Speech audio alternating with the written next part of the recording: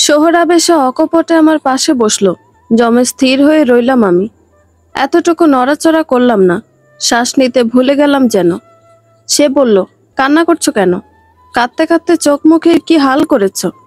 তার বলার ভঙ্গি খুবই আন্তরিক। মনে হয় বহু দিনের চেনা, বহু আগের পরিচয়। কিঞ্চিত অবাক হলাম আমি। তার কণ্ঠে কেমন অধিকার বোধ ফুটে উঠেছে। মোটা শাড়ির আঁচল দিয়ে চোখ মুছতে নিতে বাধা দিল সে। চোখের ইশারা অপেক্ষা করতে বলল। উঠে গিয়ে ঘরের এক কোণ থেকে টিস্যু বক্স নিয়ে এলো। আস্ত বক্সটা কোলের ওপর দিয়ে বলল, আগে থেকে কিনে রেখেছিলাম। আমি জানতাম কেঁদে অবস্থা খারাপ করে ফেলবে। ধরো, আজ রাতের জন্য আমার পক্ষ থেকে এটাই উপহার। বক্স থেকে টিস্যু পেপার নিয়ে সে নিজেই গাল মুছে দিল। নিজেকে আড়ষ্টতায় আরো গুটিয়ে নিলাম। সোহরা ফের বলল, কি আশ্চর্য, কখন থেকে শুধু আমি বকবক করছি, তুমি কিছু বলো। তোমার কণ্ঠ শুনে ধন্য করি নিজেকে। হ্যাঁ, আমার কিছু বলা দরকার। তার সাথে কথার আদান প্রদানের দরকার, সুস্থ একটা সম্পর্কের দরকার। কথাবার্তা না এগোলে তা হবে কি করে? দুজন দুজনকে বুঝবো কি করে, চিনবো কি করে? কিন্তু এই মুহূর্তে কিছু বলার মতো খুঁজে পেলাম না। আমি বিচলিত হয়ে বললাম, কিছু মনে পড়ছে না। সোহরাব সশব্দে হেসে উঠল। দৃষ্টি নত আমার। কান খাড়া করে তার হাসির শব্দ শুনলাম। বুঝতে পারলাম এই মানুষটা আকাশ ভাইয়ার মতো। কারণে অকারণে হাসে। আমার নামটা জানো নিশ্চয়ই। জানি বলে চুপ হয়ে গেলাম। সে বসে আছে আমার খুব কাছে। শরীরে স্পর্শ না করেও খুব করে তার অস্তিত্ব জানান দিচ্ছে। তার গায়ের গন্ধ নাকে এসে লাগছে। হাসির ঝংকার শরীরে মৃদু আলোড়ন তুলছে। অন্য এক আবহে আকৃষ্ট করে তুলছে। আমি নড়ে চড়ে উঠলাম। ক্ষীণ আওয়াজ তুলে বললাম, ঘুমিয়ে পড়ি আমি? মাথা ব্যথা করছে। হ্যাঁ অবশ্যই, কেন নয়? সোহরাব সহজ ভঙ্গিতে রাজি হয়ে গেল। নিজে উঠে বিছানাপত্র ঠিক করলো। সিঁথানে বালিশ সাজানো ছিল, একটার ওপর আরেকটা। সে বালিশ দুটো দুই পাশে রাখলো। ফিটফাট করে বলল, ওকে, দেয়ালের ওপাশে গিয়ে ঘুমিয়ে পড়ো। এপাশ থেকে রাতের বেলা নিচে পড়ে হাত পা ভাঙলে আরেক মুশকিল হয়ে যাবে। কেমন সহজ সাবলীল কথা বলার ভঙ্গি। মন অনেকখানি হালকা হয়ে গেল। জড়সড় হয়ে দেয়ালের পাশটাতে শুয়ে পড়লাম। চোখ বুজতে সোহরা প্রশ্ন করল, লাইট বন্ধ করে দেই জুই? না হলে আলো চোখে লাগবে। জি ঠিক আছে, মুখে বললাম ঠিক আছে, কিন্তু ভয়ে দুরু দুরু বুক কাঁপতে লাগলো। মনকে প্রবোধ দিলাম, এই মানুষটা আমার স্বামী। তার সাথে এক জন্মের বন্ধন পড়ে গেছে। অনিবার্য নিয়তিতে বাধা পড়ে গেছি দুজন। চাইলেই সেই সম্পর্কের বন্ধন ছিন্ন করতে পারবো না। যত সহজ হওয়া যায় তত ভালো। হয়তো এটাই আমার জন্য উত্তম। সে বাল্ব বন্ধ করলো, তবে রুম সম্পূর্ণ অন্ধকারে নিমজ্জিত হলো না। জিরো বাল্বের ক্ষীণ সবুজ আলো জ্বলছে। তাতে বেশ খানিকটা অন্ধকার দূর হয়েছে। আমি চোখ বন্ধ করলাম। মাথার ভেতর ধপধপ করছে। কপালে শির দ্বারা যন্ত্রণা দিচ্ছে। চোখ মুখ কুঁচকে পড়ে রইলাম। কয়েক মুহূর্ত গত হতে আচমকা কপালে কারো হাতের স্পর্শ পেলাম। ধপ করে চোখ খুললাম। শরীরে বারংবার কাঁটা দিয়ে উঠল। লাফিয়ে উঠতে নিতে সোহরাব বাধা দিল। মুখ খুলে বলল, উহু, ঘুমিয়ে পড়ো। মাথা ব্যথা করছে না? ঘুমিয়ে যাও। শান্ত হয়ে এলাম আমি। শীতল হাতে স্পর্শ কপাল জুড়ে ঘুরপাক খেতে লাগলো। কখনো বা তৈলাক্ত চুলের ভাঁজে বিচরণ করলো। আবেগে কণ্ঠ বুঝে এলো আমার। এই পৃথিবীতে আমার একান্ত আপন কেউ ছিল না, কাছের কেউ ছিল না। অবশেষে শুধু আমার বলে কেউ এলো। বন্ধ চোখের কার্নিশ বেয়ে সরু এক জলধারা গড়িয়ে পড়ল। ভাগ্যিস আবছা অন্ধকার বলে সোহরাব টের পেল না। মাঝরাতে ঘুম ভেঙে গেল। পেটের ভেতর মোচড়াচ্ছে। এতক্ষণে অবসর পেয়ে ক্ষুধা মাথাচাড়া দিয়ে উঠেছে। দুপুরবেলা থেকে কিছু পেটে পড়েনি। জিদ ধরে না খেলো এখন ঘুম আসছে না। আচমকা মস্তিষ্ক খোলাসা হলো। চোখ খুলতে নিজেকে কারো বাহুডোরে আবদ্ধ পেলাম। আবছা আলোয় অস্পষ্ট এক পুরুষ অবয়ব। বিস্ময় নিয়ে তার পানে তাকিয়ে রইলাম।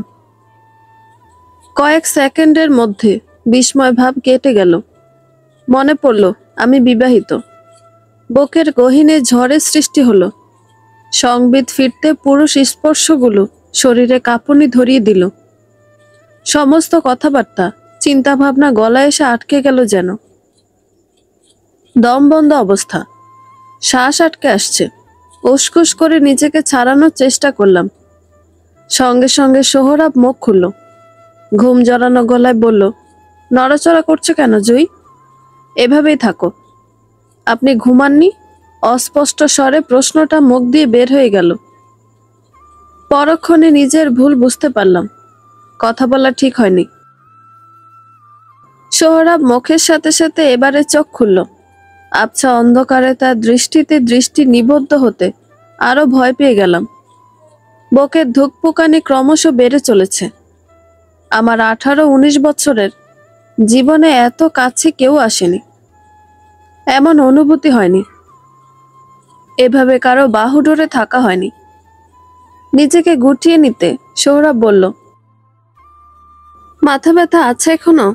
আমি ডানে বায়ে মাথা নাড়লাম। ক্ষীণ সুরে বললাম, না। সে কিয়ৎক্ষণ মৌন রইল। তারপর গাঢ় অন্ধকার মেখে হঠাৎ বলল, ছোটবেলা থেকে কবিতার প্রতি অদ্ভুত টান আমার। কবিতার পঙ্খুক্তিগুলো ভীষণ করে টানত। সেই ভালো লাগা থেকে স্কুল কলেজে প্রায় আবৃত্তি করতাম। একটা কবিতা শুনবে? মাঝরাতে কবিতা শোনার ইচ্ছে ছিল না, তবুও তার আগ্রহ দেখে চুপিসারে মাথা নাড়লাম। সে আবেগ ভরা সুরে বলল। আমি মন্ত্রমুগ্ধের মতো শুনলাম।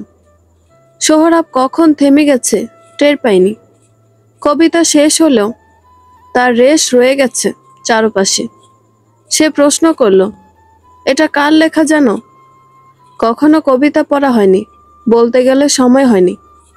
কবিতার প্রতি ভালোবাসা সবার আসে না।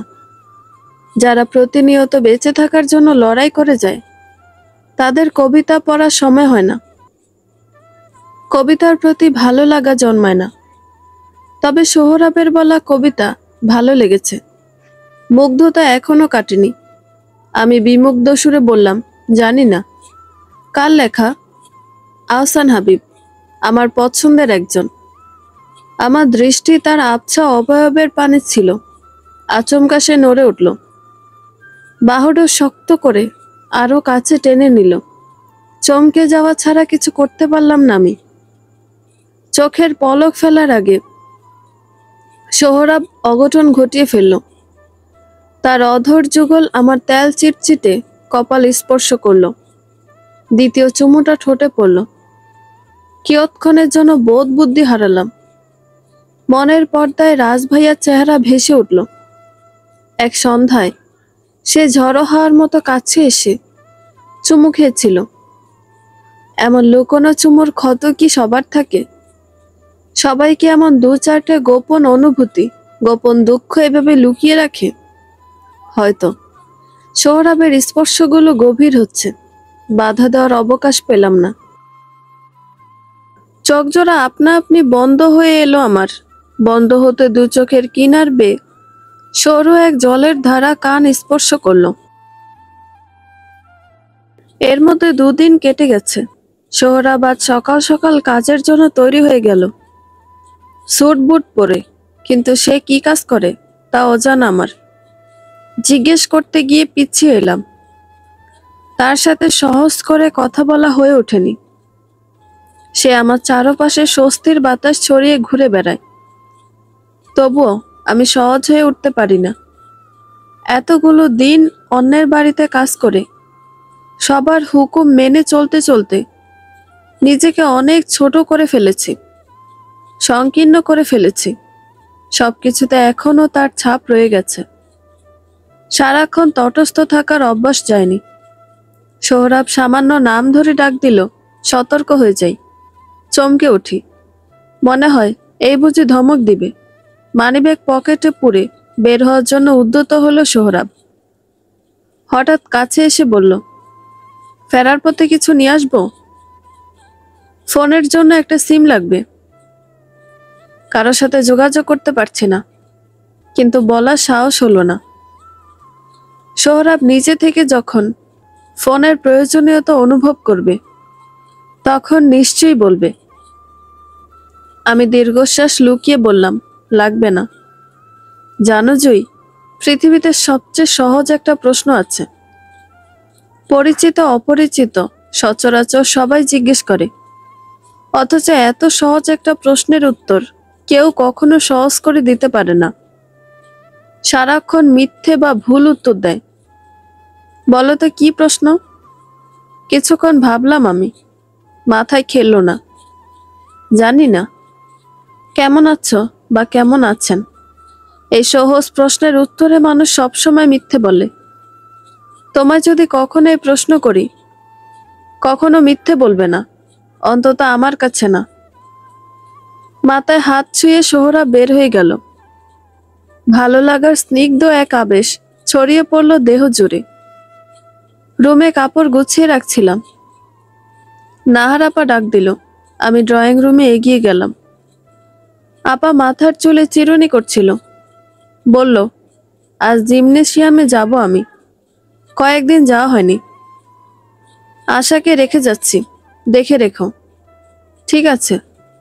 তোমার দুলাভাই পানি চাইলে বা কিছু লাগলে দিও। আচ্ছা আপা।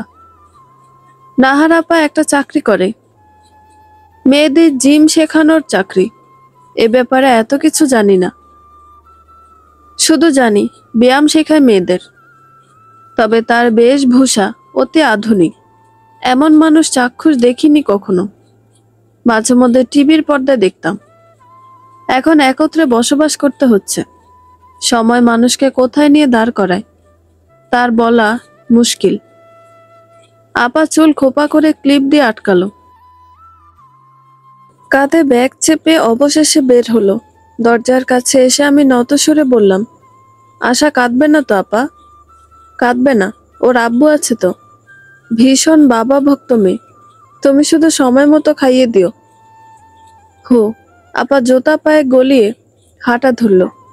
সিঁড়ি দিয়ে যতক্ষণ নামার শব্দ কানে এলো ততক্ষণ দরজা ধরে দাঁড়িয়ে রইলাম।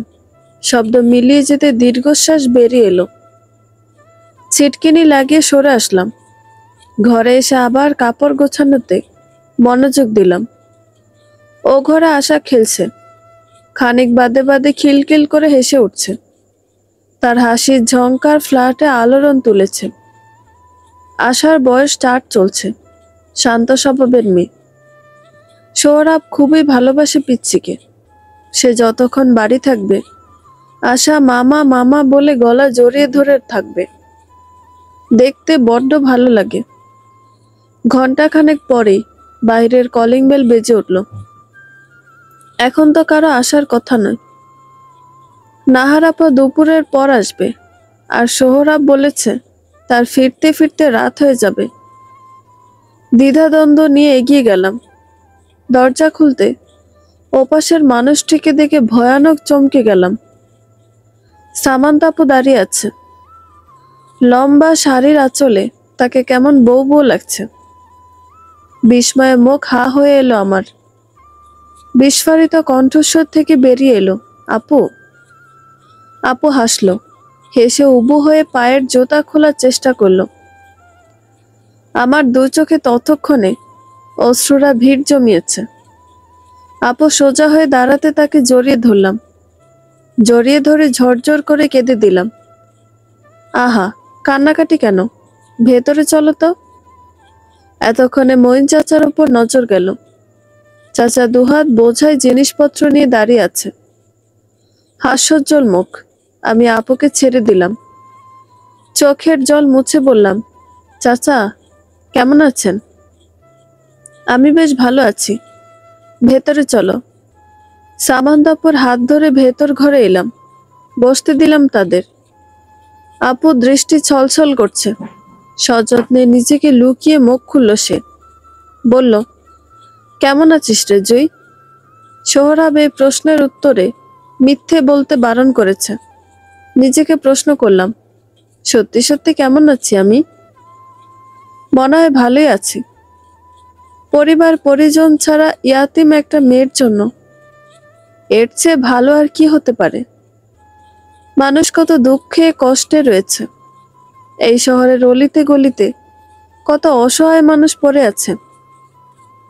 কারো পেট পুড়ে খাবার নেই, মাথার ওপর চালা নেই, পরনে ঠিকঠাক কাপড় নেই, আরো কত শত অপূর্ণতা। সেখানে আমি বলতে গেলে রাজরানীর মতো আছি। একটা কাজের মেয়ের জন্য এর চেয়ে ভালো কখনোই হতে পারে না। আমি আপুর পাশ ঘেঁষে বসে পড়লাম, বললাম, আমি ভালো আছি। আপনার কথা বলুন আপু। ও বাড়ির সবার কি খবর? সালেহা খালা ভালো আছে? খালা এলো না? আমার এক গাদা প্রশ্নে সামান্তা আপু মজা করে বলল, আহা, বলবো সব।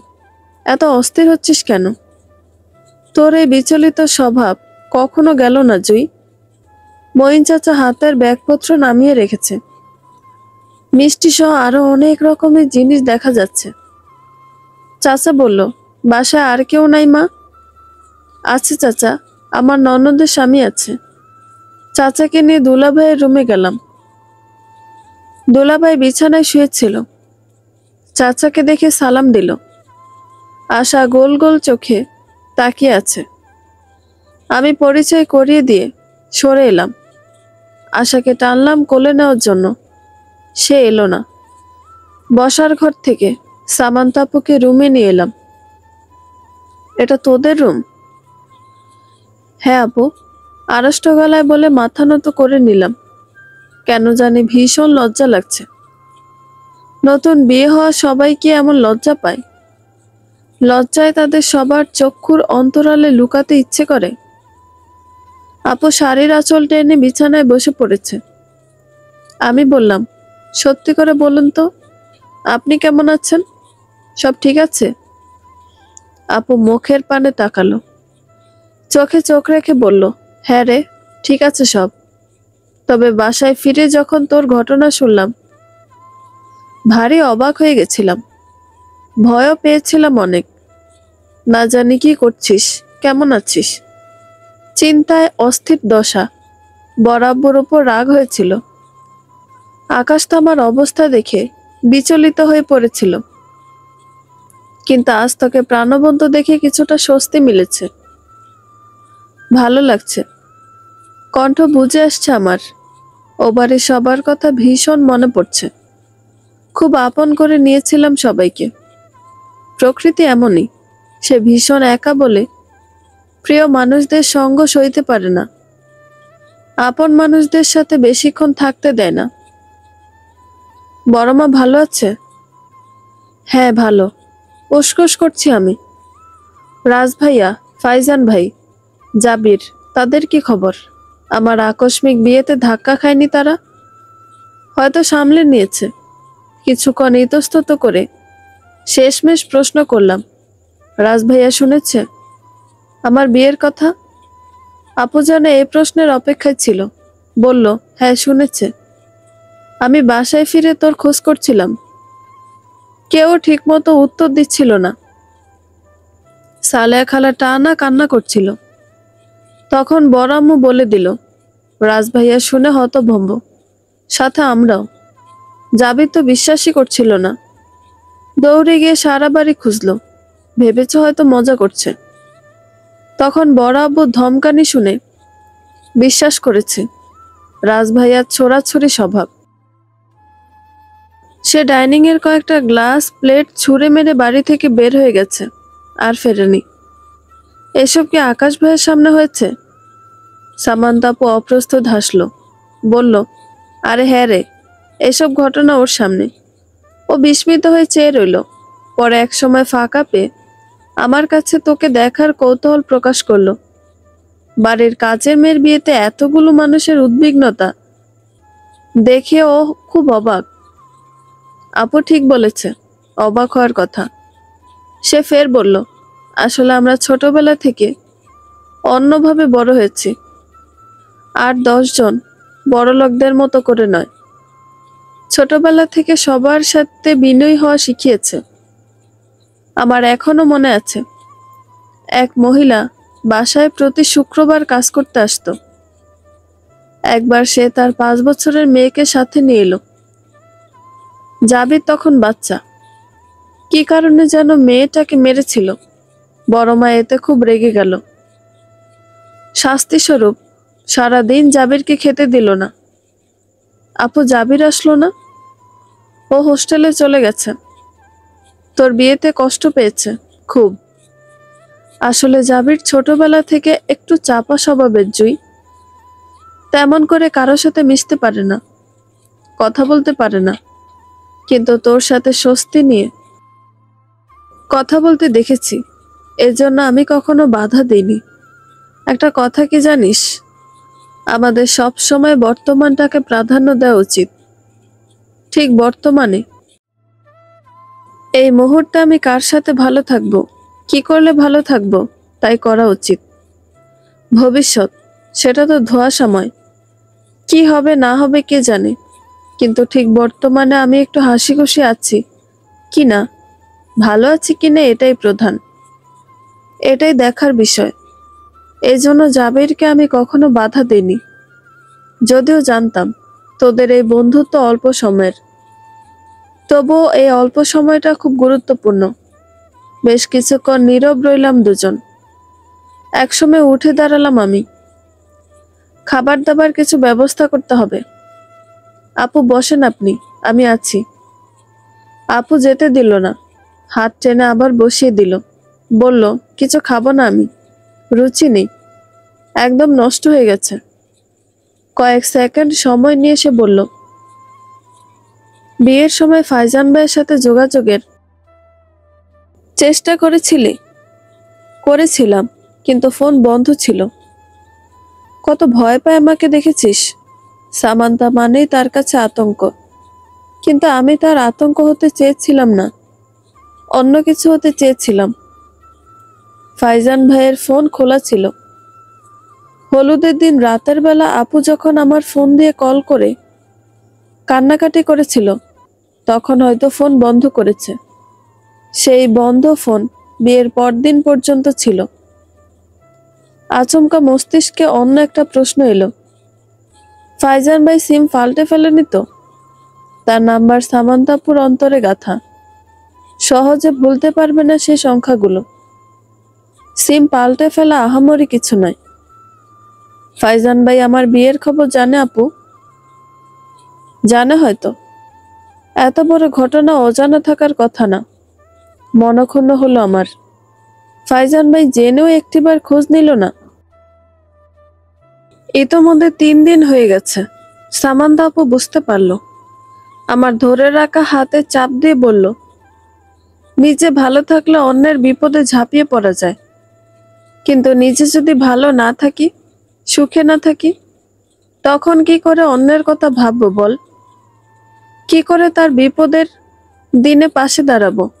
আমরা সাধারণ মানুষ, কোনো মহানুভব বা মহাপুরুষ না যে নিজে যাতনা সহ্য করেও আরেকজনের দুর্দিনে ঝাঁপিয়ে পড়ব। ফাইজান ভাইয়ের তেমন হয়েছে। সে হয়তো ভালো নেই, সেজন্য তোর খোঁজ নিচ্ছে না, কিংবা এমনও হতে পারে দূর থেকে একটু একটু খোঁজ নিয়ে জানতে পেরেছে তুই ভালো আছিস। জল আর ঘোলা করেনি তখন। হতে পারে খারাপ লাগছে। আপুর কথাবার্তা থেকে অন্যরকম গন্ধ পাচ্ছি। কেন জানি মনে হচ্ছে ফাইজান ভাই ভালো নেই, কিন্তু তার তো প্রেমের বিয়ে বলা চলে। তাহলে ভালো নেই কেন, সুখে নেই কেন? আপু একসময় নিচে থেকে বলল, ভালোবাসা স্নিগ্ধ সুন্দর, কিন্তু সংসার জীবন স্নিগ্ধ সুন্দর নয়, এর পথ অমসৃণ, বন্ধুর। এ পথে হাঁটার জন্য অপর ব্যক্তিটির হাত শক্তপোক্তভাবে আঁকড়ে ধরতে হয়, অনেক কিছু মানিয়ে নিতে হয়, ছোটখাটো অনেক শখ আহ্লাদ স্যাক্রিফাইস করতে হয়। সংসার জীবনে দুজন মানুষের স্বপ্ন এক হতে হয়, না হলে ছোটবেলা থেকে লালন করা স্বপ্ন ভেঙে নতুন স্বপ্ন দেখতে হয়। তেমন করে নিজেকে করতে হয়, তবে হয়তো একটু সুখে থাকা যায়। হো, তবে অদ্ভুত কি জানিস জুই, সম্প্রতি একটা জিনিস আমি বুঝতে পেরেছি। এই শহরে কিছু মানুষ ভালোবাসার মানুষটাকে কাছে পেয়ে দুঃখে আছে, আর কিছু মানুষ ভালোবাসার মানুষটাকে না পেয়ে দুঃখে আছে। দিন শেষে সবাই দুঃখে আছে, কষ্টে আছে, এটাই স্বাভাবিক। দুঃখ, কষ্ট, জ্বালা, যন্ত্রণা এসব জীবনের ধর্ম, জীবনের নিজস্ব অর্থ। জীবনের ধর্ম নিষ্ঠুর। এই নিষ্ঠুরতার জন্য এত যাতনা, এত বেদনা। দুজনের কেউ আর কোনো কথা বলতে পারলাম না। আপু নিঃশব্দে কেঁদে উঠল। আমিও নিঃশব্দে কেঁদে যাচ্ছি। কেন কাঁদছি জানি না, কার জন্য কাঁদছি তাও অজানা। দিনকে দিন সোহরাবের ব্যস্ততা বাড়ছে। সকাল হতে হতে বেরিয়ে পড়ে, ফিরে রাত করে, কোনো কোনো দিন তো মাঝরাত হয়ে যায়। আমার জীবন কাটছে পানসের মতো। বাইরে বের হওয়া নেই, কলেজে যাওয়া নেই, সারাদিন ঘরবন্দি। দিনটা বাড়ির কাজ করতে করতে চলে যায়। ভোরবেলা উঠে নাস্তা রেডি করি, সবাই খেয়ে দিয়ে বেরিয়ে পড়ে। আমি ততক্ষণে ঘর তো ঝাড়ু দিয়ে মুছে ফেলি। দুপুরের আগে আগে আবার রান্না করি, আশাকে চোখে চোখে রাখি। এসব করেই দিন যাচ্ছে। দোলাভাইয়ের শরীর সুস্থ হয়ে উঠছে। পায়ের প্লাস্টার খোলা হয়েছে, তবে আগের মতো ঠিক হয়নি। খুঁড়িয়ে খুঁড়িয়ে হাঁটাচলা করে। সে অবস্থায় 2 দিন হলো অফিসে যাওয়া শুরু করেছেন। বেসরকারি এক ব্যাংকে কর্মরত তিনি। সকাল হতে অফিসে চলে যায়। সারাদিন আমি আর আশা বাড়ি থাকি। আশা আর আমার মধ্যে খুব ভালো একটা সম্পর্ক হয়ে গেছে। সে এখন মামার চেয়ে মামি প্রিয়। প্রায় রাতে আমার সাথে ঘুমানোর বায়না ধরে। সন্ধ্যার পর পর এসে গলা জড়িয়ে ঘুমিয়ে যায়। সোহরাব তা নিয়ে কপট মিথ্যে রাগ দেখায়। একসময় নিজে গিয়ে আশাকে নাহার আপার রুমে রেখে আসে। মাঝে মাঝে সোহরাবের পাগলামি দেখে হাসি পায়। অবুঝ মনে হয়। এত বড় একটা মানুষ, ঠিক তার ভেতর লুকোনো বাচ্চা সুলভ মনোভাব, সেটা একমাত্র আমার সামনে প্রকাশ পায়। আমি খুব কাছে থেকে অবাক নয়নে একজনের বাচ্চামো দেখি। রাতের বেলা আশাকে ভাত খাইয়ে দিচ্ছিলাম। সিদ্ধ ডিম দিয়ে ভাত। ডিমের কুসুম আশার পছন্দ না, কিন্তু ছোটবেলা কুসুমের জন্য একদম পাগল ছিলাম আমি। ছোটবেলা বললে ভুল হবে, বড়বেলাতেও পাগল ছিলাম। মা বেঁচে থাকা অবস্থায় আস্ত একটা ডিম কখনো খাওয়া হয়নি। তখন বাজারে আলুর দাম কম থাকতো। সব সবজির আকাশ ছোঁয়া দাম, কিন্তু আলুর দাম হাতের নাগালে থাকতো। যার জন্য আবার ব্যাগ বোঝাই করে ছোট বড় মাঝারি সব আকারের আলু কিনে আনতো। মা সেই আলু দিয়ে বিভিন্ন পদ করত।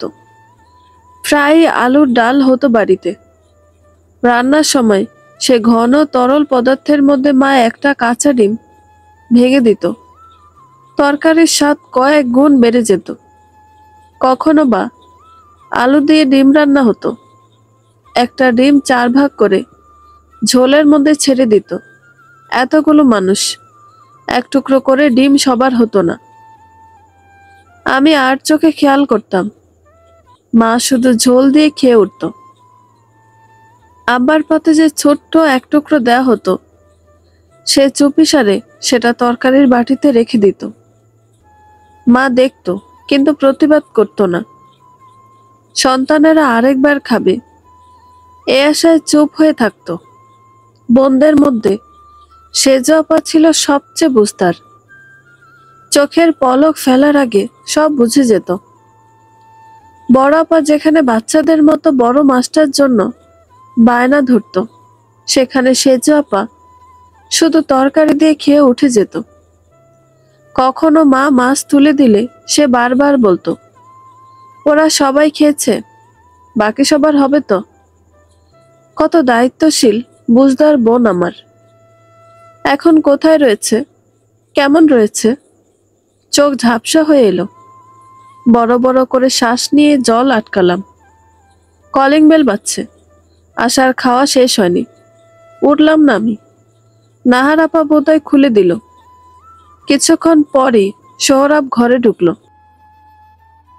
প্রগাঢ় দৃষ্টিতে তাকালাম। ঘেমে নে একাকার অবস্থা। গায়ের শার্ট ভিজে জবজবে হয়ে গেছে। সে এক পলক আমার পানে চেয়ে বিছানায় বসলো। পায়ের মোজা খুলতে খুলতে বলল, আশামণি কি করে? আশা পুতুল নাড়াচাড়া করছে। পুতুলটা 2 দিন হলো নাহার আপা এনে দিয়েছে। আশার এত পছন্দ হয়েছে যে হাত থেকে নামাচ্ছে না। ঘুমানোর সময় পাশে নিয়ে ঘুমায়। সে কিন্নর কণ্ঠে বলল, আশামণি ভাত খায়। তার খাওয়া কত দূর? আশা কিছু বলল না। সে মনোযোগ দিয়ে পুতুলের চুল বাঁধার চেষ্টা করছে। আমি ক্ষীণ গলায় বললাম, খাওয়া শেষ, আসছি আমি। আশাকে নিয়ে বসার ঘরে এলাম। পানি খাইয়ে দিয়ে মুখ মুছে দিলাম। সে দৌড়ে তার মায়ের রুমে গেল। আমি রান্নাঘরে গিয়ে প্লেট ধুয়ে বের হলাম। ঘরে ঢুকতে চোখে মুখে রক্তিম আভা ছড়িয়ে পড়ল। সোহরাব খালি গায়ে বসে আছে। অর্ধভেজা শার্ট আলনার ওপর ছড়ানো। প্রায় প্রায় সে এই কাজ করে। লজ্জায় মাথা নিচু করে নিলাম। সোহরাব টের পেল হয়তো। কাছে টেনে বলল, এ কি অবস্থা? লজ্জা কেন পাচ্ছ? মনে হচ্ছে খালি গায়ে আমি নয়, তুমি বসে আছো। ঠোঁটের কিনারে অস্পষ্ট হাসির রেখা ফুটে উঠল। আমি মাথা আরো নত করলাম। সে বলল, এতগুলো দিন হয়ে গেল বিয়ের, এখন এত লজ্জা পেলে চলে? খিদে পায়নি? হাত মুখ ধুয়ে আসুন, ভাত বেড়ে দিচ্ছি, খাবো। একটু চুপচাপ বসো তো পাশে। বসে রইলাম তার পাশে। সোহরাব তার মাথাটা আমার কাঁধে এলিয়ে দিল। চোখ বন্ধ করে হাত চেপে রইল। আমি সন্তর্পণে দরজার দিকে তাকিয়ে আছি। দরজা সামান্য ভেরানো, যখন তখন যে কেউ ঢুকে পড়তে পারে। সতর্ক দৃষ্টি সেদিকে রেখে বললাম, আপনি ইদানিং কি কাজ করেন? অনেক ক্লান্ত মনে হয় আপনাকে। হো, অনেক ক্লান্ত। সারাদিন মিছিল, সমাবেশ আর ছোটাছুটির উপর দিয়ে যায়। বুকের গহীনে সূক্ষ্ম এক ব্যথার উপস্থিতি টের পেলাম। সোহরাব আজাদ আঙ্কেলের হয়ে কাজ করে।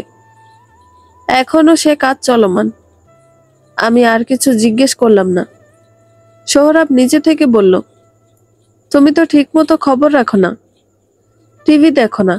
এই মাসের 21 তারিখ নির্বাচন, সেজন্য দৌড়াদৌড়ি বেড়ে গেছে। নির্বাচন শেষ হলে সব ঠিক হয়ে যাবে, তখন একদম রিল্যাক্সে থাকতে পারবো। সোহরাবের অতিশয় ক্লান্ত স্বর। কথা শেষ করে হাই তুলল সে। আমার বড্ড মায়া হলো। মানুষটা কত পরিশ্রম করছে। একবার মনে হলো এই কাজ থেকে সরে আসতে বলি। পরক্ষণে বুঝলাম এটা কখনো সম্ভব নয়।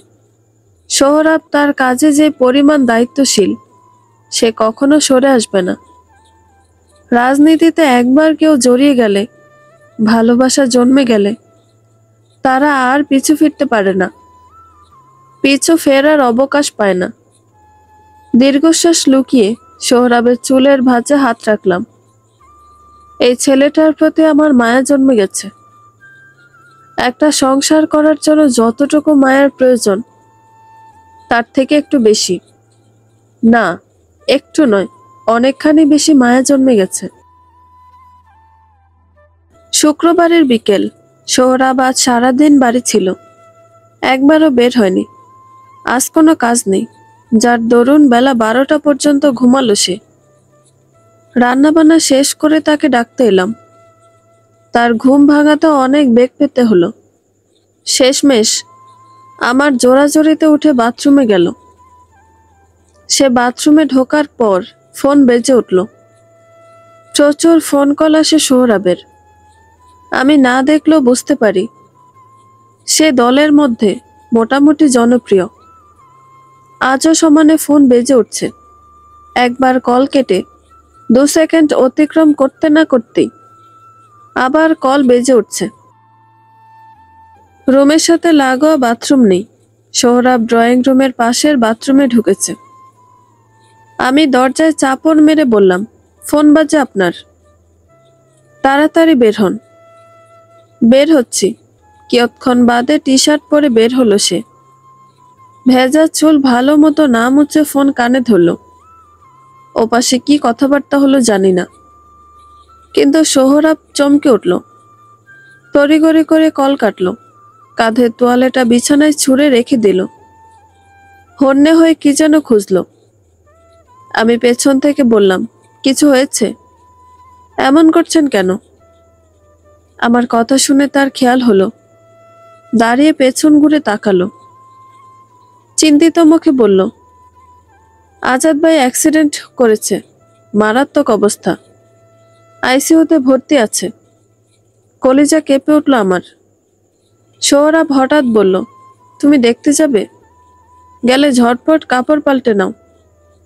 আমি সত্যি সত্যি যাব? সন্দেহান দৃষ্টিতে চেয়ে রইলাম। গেলে ও বাড়ির সবার সাথে দেখা হয়ে যাবে, কেমন বিতিকিচ্ছিরি ব্যাপার। সোহরাব কাজের ফাঁকে উত্তর দিল, হ্যাঁ যাবে, তোমার আপনজন তো। তাছাড়া কতগুলো দিন ছিল ও বাড়িতে। আমি তৈরি হয়ে নিচ্ছি। তাড়াহুড়ো করে চোখে মুখে পানি দিয়ে আসলাম। দুশ্চিন্তা হচ্ছে, আঙ্কেল অ্যাক্সিডেন্ট করলো কিভাবে? আচমকা অন্তরাত্মা কেঁপে উঠল। মনে অন্য এক প্রশ্ন উদয় হলো, গাড়ি সহ অ্যাক্সিডেন্ট করেননি তো মঈন চাচা? চাচা আজাদ আঙ্কেলের গাড়ি চালায়। চাচা সুস্থ আছে? ড্রয়িং রুম থেকে দৌড়ে সোহরাবের কাছে এলাম। হাঁপাতে হাঁপাতে জিজ্ঞেস করলাম, শুনছেন? উনি অ্যাক্সিডেন্ট করেছে কিভাবে? রাস্তা পারাপারের সময় নাকি গাড়িতে করে কোথাও যাওয়ার পথে? সোহরাব টানা ফোনে কথা বলে যাচ্ছে। একজনের কল কেটে আবার আরেকজনকে কল করছে। আমার প্রশ্নের উত্তরে খাপছাড়া ভাবে বলল, গেলে জানতে পারবে। তৈরি হয়ে নাও, বেরিয়ে পড়ব। কিছুক্ষণ পর দুজন বেরিয়ে পড়লাম। বিয়ের পর সোহরাবের সাথে প্রথম বের হওয়া আমার, কিন্তু আহামরি বিশেষ কিছু অনুভূত হলো না। দুঃসংবাদ ভেতরে ভালো লাগার অনুভূতিগুলো মেরে ফেলেছে হয়তো। এখন ভেতর জুড়ে শুধু উদ্বিগ্নতা।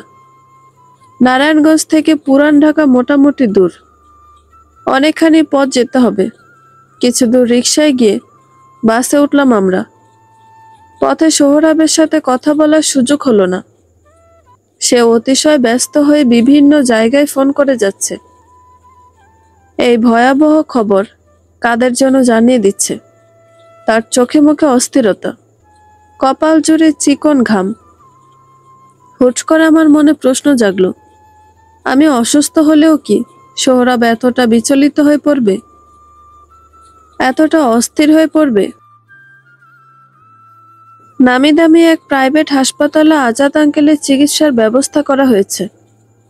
হাসপাতালের গেট থেকেই আঙ্কেলের জনপ্রিয়তা টের পেলাম। গেটের কাছে এখানে সেখানে প্রচুর মানুষ দাঁড়িয়ে। সোহরাব ইশারায় তাদের সাথে ভাব বিনিময় করে আমায় নিয়ে এগিয়ে চলল। তবে দুর্দিন বলে আমাকে নিয়ে কেউ কৌতূহল প্রকাশ করলো না। হাসপাতালের ভেতরেও অসংখ্য নেতারা দাঁড়িয়ে আছে। সোহরাবের মুখ চুপসে গেছে। আমার জন্য সে তাদের সাথে ঠিকমতো ভাব বিনিময় করতে পারছে না। হয়তো মনে মনে এখন নিজেকে গালি দিচ্ছে। কেন নিয়ে এলো আমাকে? তাকে অস্বস্তি থেকে উদ্ধার করলাম। বললাম, আপনি ওনাদের সাথে কথা বলেন, আমি একা যাচ্ছি, উপরে অপেক্ষা করব। খুব ভালো বুদ্ধি। ঠিক আছে, সোজা উপরে চলে যাও।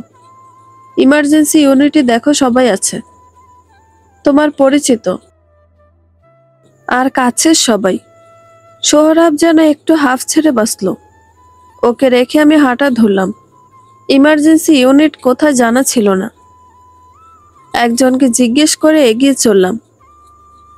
মঈন চাচার কথা ভেবে মন কুডাক গাইছে। খুব করে চাইলাম চাচা যেন সুস্থ থাকে।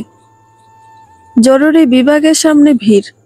লিফটের আশপাশে সিঁড়ির কাছে সবাই দলে দলে দাঁড়িয়ে আছে। বিস্তর আলোচনা চলছে। আমি ভিড় ঠেলে এগিয়ে গেলাম। কাছে যেতে একে একে সবাইকে নজরে পড়ল। বড় মা অস্থির হয়ে কাঁদছিল। সালেয়া খালা অনেক কষ্টে তাকে ধরে রেখেছে। কাছে এগিয়ে গেলাম। আমাকে দেখে বড় মায়ের বিলাপ বেড়ে গেল। জড়িয়ে ধরে হাউমাউ করে কাঁদতে লাগলেন। ছোটবেলা থেকে অন্যের কান্না দেখলে আমার চোখে অশ্রু চলে আসে। আজও তার ব্যতিক্রম হলো না। চোখ দুটো ঝাপসা হয়ে এলো। ক্ষণিকের মধ্যে আরো একটা নিষ্ঠুর সত্য আবিষ্কার করলাম। সালা খালার থেকে জানতে পারলাম মঈন চাচারও মারাত্মক অবস্থা। সেও জরুরি বিভাগে ভর্তি আছে। ভোরবেলা নাকি মঈন চাচা গাড়ি নিয়ে বেরিয়েছিল, সাথে আজাদ আঙ্কেল আর নওশাদ আঙ্কেল ছিল। প্রয়োজনীয় কাজ শেষ করে দুপুরবেলা ফেরার পথে গাড়ির অ্যাক্সিডেন্ট হয়। গাড়িতে মঈন চাচা আর আজাদ আঙ্কেল ছিল। নওশাদ আঙ্কেলকে কোনো একটা কাজে অন্য একটা জায়গায় যেতে হয়েছিল, যার জন্য তিনি সুস্থ আছেন। বাড়ি ফেরার পথে বাসের সাথে অ্যাক্সিডেন্ট ঘটে। আজাদ আঙ্কেল আর চাচা আহত হয়েছেন। মঈন চাচার জন্য প্রাণ ছটফট করে উঠল। চাচার কিছু হয়ে গেলে তার ছেলে মেয়েগুলোর কি হবে? ওদের একটু সুখের জন্য পরিবার ফেলে রেখে দিনের পর দিন শহরে পড়ে থাকা। অঝোর ধারায় কাঁদতে লাগলাম আমি। খুব করে চাইলাম চাচা সুস্থ হয়ে উঠুক। জুলিয়ানটি আশপাশে ছিল। সামান্তা আপু এলো খানিক পরে। এসে বিচলিত হয়ে পড়ল। বড় মাকে সামলানোর চেষ্টা করলো। আমি এদিক ওদিক তাকিয়ে রাজ ভাইয়াকে খুঁজলাম। কোথাও চোখে পড়ল না। জাবির, ফাইজান ভাই কেউ এখনো এসে পৌঁছায়নি। আকাশ ভাইয়া সহ আরো কয়েকজন ছোটাছুটি করে জিনিসপত্র কিনে আনছে। কখনো ইঞ্জেকশন লাগছে, কখনো ওষুধপত্র লাগছে, কখনো বা অন্য কিছু। সামান্তা আপুর সাথে কথা বলার সুযোগ পেলাম না। আপু বড় মাকে সামলাচ্ছে। জুলিয়ানটি আমায় দেখে চোখ সরিয়ে নিল। তার চোখে মুখে অপরাধ বোধ। এই অপরাধ বোধের কারণ জানা নেই। সে কি কোনোভাবে আঙ্কেলের এই অবস্থার জন্য আমায় দায়ী করছে? আমার অভিশাপকে? কারো প্রতি অভিযোগ নেই আমার, নেই কোনো অভিশাপ। নিজের সন্তানের ভালো কে না চায়? আঙ্কেলও সেটাই করেছেন। তিনি তো আমার জীবন নিয়ে আরো খারাপ কিছু করতে পারতেন। মেরে ফেললেও কিছু করার ছিল না। সেটা না করে তার অত্যন্ত প্রিয় একজনের সাথে বিয়ে দিয়ে দিয়েছেন। শুনেছি সোহরাব তার অনেক কাছের একজন, দলের মধ্যে সবচেয়ে প্রিয় একজন। বেলা গড়াচ্ছে, দুপুর থেকে কারো খাওয়া হয়নি। এতগুলো মানুষ সবাই না খেয়ে জরুরি বিভাগের সামনে দাঁড়িয়ে আছে। নওশাদ আঙ্কেল এসে হুকুম দিল বাড়ি গিয়ে রান্না করে খাবার নিয়ে আসার জন্য। আরো কিছু জিনিসপত্র লাগবে। রাতে কয়েকজনকে এখানে থাকতে হবে। কখন কি লাগে রান্নার ভার পড়লো আমার ওপর। সোহরাবের থেকে অনুমতি নিয়ে আমি রাজি হলাম। সালেহা খালা বড় মায়ের কাছে থেকে গেল। আমি আর সামান্তা আপু বেরিয়ে পড়লাম। ফের এ বাড়িতে পা রাখলাম। কখনো ভাবিনি এই বাড়িতে আবার পা রাখতে পারবো, আবার আসার সুযোগ হবে। অথচ মাসখানেক হওয়ার আগে আসা হলো। জীবনে কখন কি ঘটে যায় তা একমাত্র ওপরওয়ালা ছাড়া বোঝার ক্ষমতা কারো নেই। কলিং বেল বাজাতে দরজা খুলল রাজ ভাইয়া। তাকে এমন নির্বিকার ভঙ্গিতে বাড়ি দেখে ভীষণ অবাক হলাম। সামান্তা আপু তো বলে ফেললো ওদিকে আঙ্কেলের এই অবস্থা, আর তুমি এভাবে বাসায় ঘাপটি মেরে বসে আছো। রাজ ভাইয়া প্রত্যুত্তর করলো না। অবশেষে তার মুখোমুখি হলাম। অথচ আমি সারাটা পথ খুব করে চাচ্ছিলাম তার সাথে যেন দেখা না হয়। চোখে চোখও পড়ল, কিন্তু কোনো ধরনের নাটকীয়তা হলো না। হয়তো আমার বিয়েটা মেনে নিয়েছে, এছাড়া আর কোনো রাস্তা ছিল না। রাজ ভাইয়া অবাধ্য হলেও কিছু ক্ষেত্রে তার হাত পা বাঁধা। সামাজিক পদমর্যাদার কথা ভেবে চাইলেই সব করতে পারে না। আজ আমায় দেখে বিস্মিত হলেও দ্রুত সামলে নিল। সামান্তা আপু চেঁচিয়ে বলল, ভাইয়া তুমি সত্যি সত্যি আঙ্কেলকে দেখতে যাওনি? একটা মানুষ মৃত্যুর মুখোমুখি, অথচ তুমি। রাজ ভাইয়া দরজা থেকে সরে দাঁড়ালো।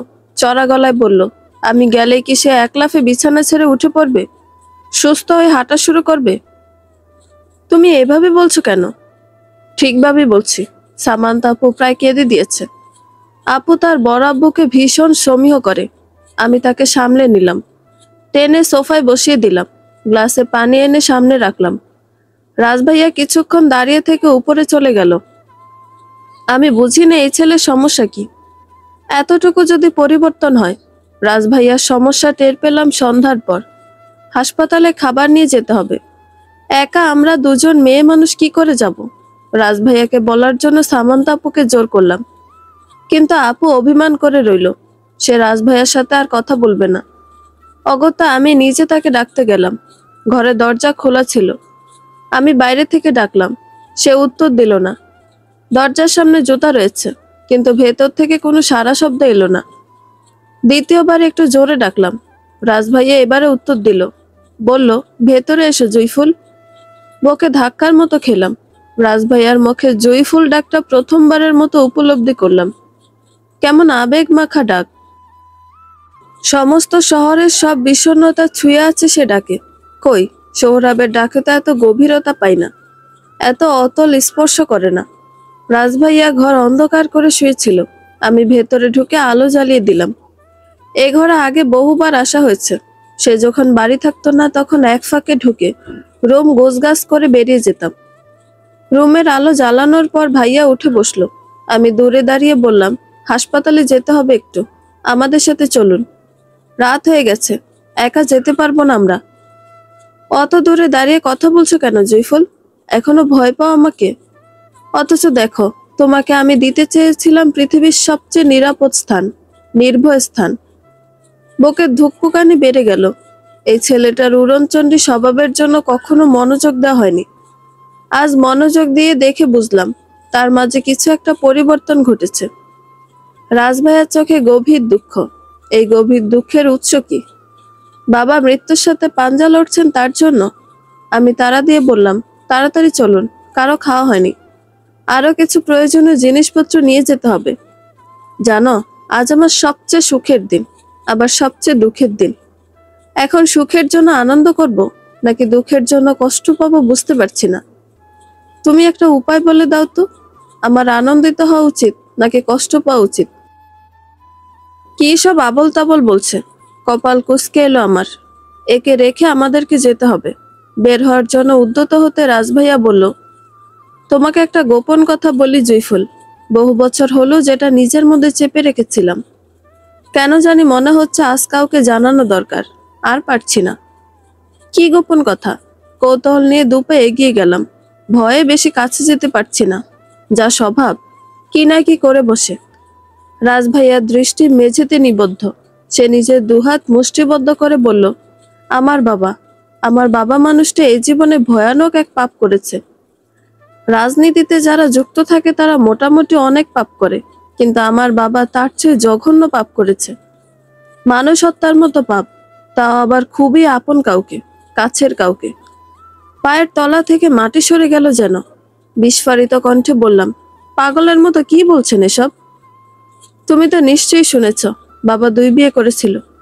বাবার কাছে তার সন্তানেরা খুবই আপন, তাদের ওপর কেউ নেই। সন্তানকে নিজের মতো করে গড়ে তোলার জন্য তার আপ্রাণ চেষ্টা। সেই চেষ্টায় বলি হলো ফাইজানের মা। খুবই নিরীহ একজন। মুখ দিয়ে অস্পষ্ট এক শব্দ বের হলো। রাজভাইয়ের চক্ষুদয় রক্তিম বর্ণ ধারণ করেছে। হাত পা ক্রমাগত কাঁপছে। সে কম্পিত গলায় বলল, বাবার প্রচন্ড ক্ষমতার লোভ। ছোটবেলা থেকে সে তার সন্তানকে নিজের মতো করে বড় করতে চেয়েছিল। নিজের মতো অনিশ্চয়তায় ভরা নোংরা রাজনীতিতে যুক্ত করতে চেয়েছিল। নিজে বিশাল ক্ষমতার মালিক হবে। তার গড়ে তোলা সেই ক্ষমতার সাম্রাজ্যের অধিকারী হবে তার ছেলে। আমাকে দিয়ে তার মনোভাব পূর্ণ হয়নি। ছোটবেলা থেকে এসবের প্রতি আমার চরম অনীহা। তার ওপর উগ্র আর অবাধ্য ছিলাম, যার জন্য বাবা ফাইজানকে টার্গেট করলো। ফাইজান ছোটবেলা থেকে গ্রামে বড় হয়েছে, যেটা বাবার পছন্দের ছিল না। তিনি অনেকবার শুধুমাত্র ফাইজানকে শহরে আনার চেষ্টা করেছে, কিন্তু ফাইজানের মা রাজি হয়নি। তিনি সন্তানকে ছাড়া একা গ্রামে থাকতে পারবেন না। বাবার শহরে স্ত্রী পুত্র আছে, তাদের সাথে গিয়ে কোনো ঝামেলা করতে চান না। তাছাড়া বাবার মনোভাব বুঝে গিয়েছিলেন বলে কখনো শহরে পা রাখেননি। ফাইজানকে শহরে আসতে দেননি। তিনি অসুস্থ ছিলেন। বাবা ভেবেছিল খুব তাড়াতাড়ি মারা যাবেন। মারা গেলে ফাইজানকে শহরে নিয়ে আসবে, কিন্তু তিনি মারা যাচ্ছিলেন না। এজন্য তার অসুস্থতার সুযোগে একদিন গ্রামে গেলেন। তারপর তিনি নিজেই মেরে ফেললেন। রাজভাইয়ার কণ্ঠ কেমন অস্বাভাবিক লাগছে। শরীর ভেঙে আসছে আমার। ধপ করে মেঝেতে বসে পড়লাম। কোনো রকমে বললাম, আপনি এসব জানলেন কি করে? দেখেছেন আপনি? দেখিনি, কিন্তু ফাইজান এ বাড়িতে আসার পর মা আর বাবার মধ্যে প্রায়ই ঝগড়া হতো। কিছু একটা নিয়ে দুজনের মধ্যে তুমুল বিদ্বেষ লেগে থাকতো। একদিন আড়াল থেকে তাদের ঝগড়ার কিছু অংশ শুনে সব বুঝে গেলাম। মাথা ভনভন করে ঘুরছে। কিছু বলার মতো পেলাম না। রাজভাইয়া নিজে থেকে বলল, প্রকৃতির প্রতিশোধ এটা, যার জন্য বাবা শাস্তি পাচ্ছে। না হলে একদম ফাঁকা রাস্তায় বাস এসে বাবার গাড়িটাকে পিষে দিবে কেন? মঈন চাচা কি দোষ করেছিল? এটা প্রকৃতির কেমন বিচার? প্রকৃতির নিয়ম মতো হিসাব নিকাশ করা হয় না। খারাপকে শায়েস্তা করতে গিয়ে 2-4টে ভালো ফুলও দুঃখ পায়। অবেলায় ঝরে যায়। স্তব্ধ হয়ে রইলাম। অনেকক্ষণ হলো নিচে নামছিলাম না বলে সামান্তা আপু এলো। দরজার বাইরে থেকে বলল, জুই বের হ, কেউ না গেলে না যাক, চল আমরা একা যাই। আসতেছি আপু। আপু চলে গেল। অনেক কষ্টে নিজেকে সামলে নিলাম। একটা প্রাণ মেরে ফেলা এত সহজ? ধনীদের জন্য হয়তো সহজ। উঠে দাঁড়াতে রাজ ভাইয়া বলল, একটা জিনিস খেয়াল করেছ? বাবার স্বপ্ন কিন্তু পূরণ হয়নি। ফাইজানকে তার পছন্দ মতো গড়ে তুলতে পারেনি, আমিও হইনি। তাকে অশান্তিতে রাখার জন্য যা করা দরকার, যা না করা দরকার সব করেছি। আমার জন্মদাত্রী মায়ের প্রতিও তীব্র বিদ্বেষ। সে সারা জীবন একটা অপরাধকে লালন করে আসছে। অবশ্য এছাড়া আর কোনো পথ নেই। ধনীদের সুখের উল্লাসের নিচে এমন হাজারো অপরাধ লুকিয়ে থাকে। তাদের পদতলে নিষ্পেষিত হয় হাজারো জীবন। অসংখ্য অপরাধ পায়ে পিষে তারা ফুলের মালা গলায় জড়িয়ে ঘুরে বেড়ায়। আমার আজন্ম দুঃখ, আমি কোনো ধনী পরিবারে জন্ম নিয়েছিলাম, এমন কোনো পরিবারে বেড়ে উঠেছিলাম। জানো, বাবা মায়ের কাছে কখনো দুঃখের কথা বলতে পারিনি, তাদের খুব কাছে যেতে পারিনি, কখনো গলা জড়িয়ে তাদের পাশে ঘুমানো হয়নি, টুকরো টুকরো আবদার রাখা হয়নি, কখনো একত্রে বসে খাওয়া হয়নি। আরো কত শত অপূর্ণতা, সবসময় তাদের সাথে দূরত্ব থেকে গেছে। মন খুলে দুটো কথা বলতে পারেনি, একটু স্বস্তির জায়গা হয়ে উঠতে পারেনি তারা। এর চেয়ে দুঃখের কিছু আছে? আমি বিমূঢ় হয়ে রইলাম। রাজভাইয়ার কণ্ঠ জুড়ে হাহাকার। এতদিন লুকিয়ে রাখা সমস্ত কষ্টগুলো একে একে বের হয়ে আসছে। হঠাৎ সে দাঁড়িয়ে পড়ল, কাছাকাছি এসে বলল, বাবা কেমন আছে জয়ফুল? দেখো না, আমি এতদিন চেয়েছি বাবা দুঃখ পাক, কষ্টে থাকুক। তার ভালো থাকাগুলোকে একদম সহ্য করতে পারতাম না। অথচ আজ যখন বাবা কষ্ট পাচ্ছে, আমার অন্তর পুড়ছে কেন? ভেতরে ভেতরে জ্বলে পুড়ে যাচ্ছে কেন? এত কষ্ট হচ্ছে কেন? বাবা ভালো আছে জয়ফুল? বাবা বাঁচবে তো? রাজভাইয়া দুহাতে মুখ ঢেকে কেঁদে ফেলল। যেন তেন কান্না নয়, বাচ্চাদের মতো হাউমাউ করে কান্না। তার কান্নার শব্দ শুনে সামান্তাপু দৌড়ে এলো। এসে কয়েক সেকেন্ড বিমূর্ত হয়ে দাঁড়িয়ে রইল। পরক্ষণে দৌড়ে গিয়ে রাজভাইয়াকে জড়িয়ে ধরল। বিচলিত হয়ে প্রশ্ন করলো, ভাইয়া কাঁদছো কেন? কি হয়েছে? জুই, ভাইয়া কাঁদছে কেন? আমি উত্তর দিতে পারলাম না। দম বন্ধ হয়ে আসছে। আমারও চিৎকার করে কাঁদতে মন চাইছে। ছুটে ঘর থেকে বেরিয়ে এলাম। মাঝরাতের দিকে মঈন চাচা মারা গেল। হঠাৎ করে তার অবস্থা আশঙ্কাজনক হয়ে গিয়েছিল। ডাক্তাররা ঢাকা মেডিকেলে পাঠানোর পরামর্শ দেন। হাসপাতালে নেওয়ার পথে গাড়িতে তার মৃত্যু হয়।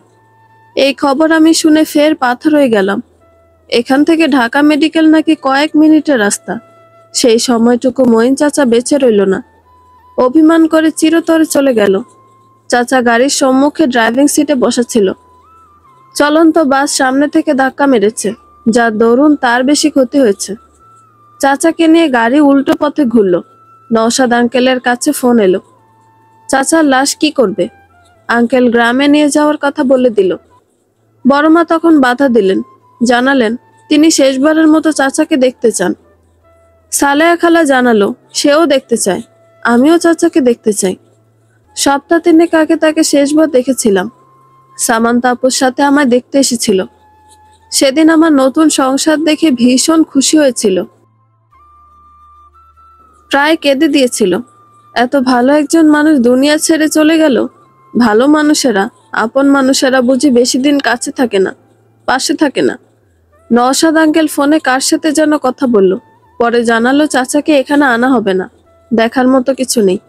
উল্টো সবাই আরো কষ্ট পাবে। চাচার আঘাত মাথার মুখের দিকে বেশি লেগেছে। এটা শুনে সালেহা খালার কান্নার গতি বেড়ে গেল। আমি সরে গিয়ে বারান্দার পাশে দাঁড়ালাম। কষ্টে বুকের ভেতর ছিন্ন ভিন্ন হয়ে যাচ্ছে। ফের প্রিয়জন হারানোর বেদনা আমায় কুরে কুরে খাচ্ছে। চাচার পরিবারের কি হবে এখন? ছেলে মেয়েগুলোর মাথার উপরে শেষ আশ্রয় হারিয়ে গেল। ওরা কঠিন জীবন যুদ্ধ পাড়ি দিবে কি করে? শুনেছি চাচার বিয়ের উপযুক্ত একটা মেয়ে আছে। তার জীবনটা কি আমার মতো হবে? তবে কি দুঃখে ভরা আরেকটা জয়ফুলের জন্ম নিল? হু হু করে কাঁদছিলাম আমি। সোহরাব কখন পাশে এসে দাঁড়িয়েছে টের পাইনি। সে ক্ষীণ সুরে বলল, মঈন চাচাকে দীর্ঘদিন হলো চিনি, বড় ভালো মানুষ ছিল। তৎক্ষণাৎ উত্তর দিলাম না, আলগোছে চোখ মুছে নিলাম। হাসপাতালের বারান্দা দিয়ে দৃষ্টি সুদূর প্রসারী করলাম। রাতের শহর অন্যরকম লাগছে। শহরে বাতিগুলো কোথাও জ্বলছে, কোথাও কোথাও আবার নিভে গেছে। আমি সে বিষণ্ণ শহরে দৃষ্টি রেখে বললাম, বাড়ি যাবেন না? এখন কিভাবে যাব? সকাল হোক, তোমায় রেখে আসবো। আচ্ছা। সোহরাব চলে গেল। আমি তীব্র মন খারাপ নিয়ে সেখানে দাঁড়িয়ে রইলাম। আমার বুকের ভেতর কি ঝড় বয়ে যাচ্ছে সোহরাব টের পেল না। সে আজাদ আঙ্কেলের স্বাস্থ্য নিয়ে অতিশয় ব্যস্ত। আমি মেঝেতে বসে পড়লাম, মুখে আঁচল চেপে ঢুকরে কেঁদে উঠলাম। মঈন চাচার পরিবার এ সংবাদ নিশ্চয়ই শুনেছে। তারা সহ্য করবে কিভাবে? রোগ শোকে ভুগে মৃত্যু ঘটলে তবুও মনকে প্রবোধ দেওয়া যায়। এমন মৃত্যু কারো কাম্য? আহারে জীবন, ঝরা ফুলের মতন ঝরে পড়তে কতক্ষণ। লম্বা বারান্দার দক্ষিণ দিকের কেবিনের সামনে ভিড়। ওখানেও কেউ একজন অসুস্থ, তার পরিবার স্বজন ভিড় করে আছে। হাসপাতালে আসার পর থেকে দেখছি। হঠাৎ করে চিৎকার চেঁচামেচি ভেসে এলো। কেঁদে উঠলেন মা বয়সী এক মহিলা। তার সাথে সাথে আরো অনেকগুলো কণ্ঠ আত্মচিৎকার দিয়ে উঠল। বুঝলাম, অসুস্থ ব্যক্তিটি আর নেই। সবাইকে অপেক্ষায় রেখে পরপারে চলে গেছে। ওনাদের কান্নার শব্দ বুকে তীরের মতো বিচ্ছে। আমি সেদিকে তাকিয়েছিলাম। পাশ থেকে কেউ নাম ধরে ডাক দিল, জয়ী। ঝাপসা চোখে তাকিয়ে জাবিরকে দেখতে পেলাম। ছেলেটাকে কেমন বিধ্বস্ত লাগছে। বুঝতে পারলাম আঙ্কেলের সংবাদে মুষড়ে পড়েছে। সে কাছাকাছি দাঁড়িয়ে পড়ল, বিরক্তি নিয়ে বলল, তুই হাসপাতালে রয়ে গেছিস কেন? কত মানুষ রয়েছে, তোর কি কাজ এখানে? সালেহা খালা যেতে দিচ্ছিল না। জাবির কিছু বলল না। তার কণ্ঠে সে পুরনো অধিকার বোধ এখনো রয়ে গেছে। আমি যে অন্য কারো বউ সেটা হয়তো ভুলে গেছে। আমি বাড়ি যেতে চেয়েছিলাম, একেবারে নারায়ণগঞ্জ, আমার নতুন ঠিকানায়। কিন্তু খালা সামান্তাপু যেতে দিল না। কতদিন পর আমায় দেখছে, আমি সাথে থাকলে নাকি ভরসা পায়। তাছাড়া মঈন চাচার অবস্থা ভালো ছিল না বলে আমিও জোর করিনি। কিন্তু এখন মনে হচ্ছে বাড়ি যাওয়া উচিত ছিল। এখানে দম বন্ধ হয়ে আসছে। উঠে দাঁড়ালাম। জাবির হঠাৎ আমার দিকে পূর্ণ দৃষ্টি নিক্ষেপ করলো। বলল, শাড়িতে তোকে কেমন বড় বড় লাগছে জয়ী। সত্যি সত্যি বউ বউ লাগছে। বলার মতো কিছু পেলাম না। জাবিরকে রেখে হাঁটা ধরলাম। সোহরাব দেখতে পেলে আবার কি না কি মনে করে। কেবিনের সামনে এলাম। দুপুরের মতো অতটা ভিড় নেই। মোটামুটি সবাই চলে গেছে। দাদি এসেছিল রাতে, কিন্তু তাকে দেখতে দেওয়া হয়নি। ডাক্তার ঢুকতে দিচ্ছে না। দু একজন জরুরি ব্যক্তি ছাড়া কারো ভেতরে প্রবেশের অনুমতি নেই। ঢাকা মেডিকেলের একজন নামি দামি ডাক্তার সার্বক্ষণিক রয়েছে, দেখাশোনা করছে। তবুও আঙ্কেলের অবস্থার তেমন উন্নতি হয়নি। ফাইজান ভাই সন্ধ্যা রাতে চলে এসেছে। এক কোনায় মাথা নত করে বসে আছে। তার সাথে আমার এখনো কথা হয়নি। চাচার অবস্থা নিয়ে উদ্বিগ্ন ছিলাম, কিন্তু তিনি সব উদ্বিগ্নতা ছাড়িয়ে চলে গেল। কোনো রকমে রাতটুকু পেরোলো। অস্থিরতা নিয়ে একটা নতুন ভোর দোরগোড়ায় উকি দিল। সবাই ভয়ে ভয়ে ছিল সমস্ত রাত, ভেতর থেকে কোনো দুঃসংবাদ আসে কিনা। রাতের অন্ধকার দূর হয়েছে। আঙ্কেলের অবস্থা আগের মতোই, কোনো উন্নতি হয়নি। আমার আর ভালো লাগছে না। অস্থির অস্থির লাগছে, ভেতরে হাঁসফাঁস করছে। হাসপাতালের গন্ধে দম বন্ধ হয়ে আসছে। সৌরভকে ইশারায় কাছে ডাকলাম, বললাম, বাসায় ফিরবেন না? ভালো লাগছে না আমার। থাকো আর একটু, দুপুরে বের হই। না, আমার দম বন্ধ হয়ে আসছে বলে মাথা নিচু করলাম। কণ্ঠ বুঝে আসছে আমার, চোখে পানি টলটল করছে। সোহরাব বুঝতে পারল, বলল, আচ্ছা চলো। খানিক বাদে বের হলাম। কাউকে বলে আসিনি। সালেহা খালা নেই, সকালবেলা কাজ করার জন্য বাড়ি গেছেন। আর কাউকে বলার মতো পেলাম না। সবার অগোচরে বেরিয়ে এলাম। সিঁড়ির কাছে রাজভাইয়ার চোখে চোখ পড়ল। আধার মুখে বসে আছে। কাল রাতে আমাদের সাথে হাসপাতালে এসেছে, এক সেকেন্ডের জন্য বের হয়নি। আবার আঙ্কেলকে যে দেখতে যাবে সেটাও করেনি। রাজভাইয়া আমার থেকে দৃষ্টি সরিয়ে সোহরাবের দিকে তাকালো। আমি মাথা নিচু করে নিলাম। আর তার পানে তাকানোর সাহস হলো না। সোহরাবের পিছু পিছু এগিয়ে চললাম। আমায় বাসে উঠিয়ে দিয়ে সোহরাব চলে গেল। কিছু বলতে গিয়েও পারলাম না। তার নাকি হাসপাতালে থাকা জরুরি, আর কোনো পথ খোলা নেই। দীর্ঘশ্বাস লুকিয়ে তার থেকে বিদায় নিলাম। ফেরার পথে অজোর ধারায় কাঁদতে লাগলাম। একটা মানুষ দুনিয়া ছেড়ে চলে গেছে, কোনো দিন আর দেখতে পাবো না, দুটো কথা বলতে পারবো না। কি কষ্টকর। মানুষের মৃত্যুর চেয়ে নিষ্ঠুর কিছু দুনিয়াতে নেই।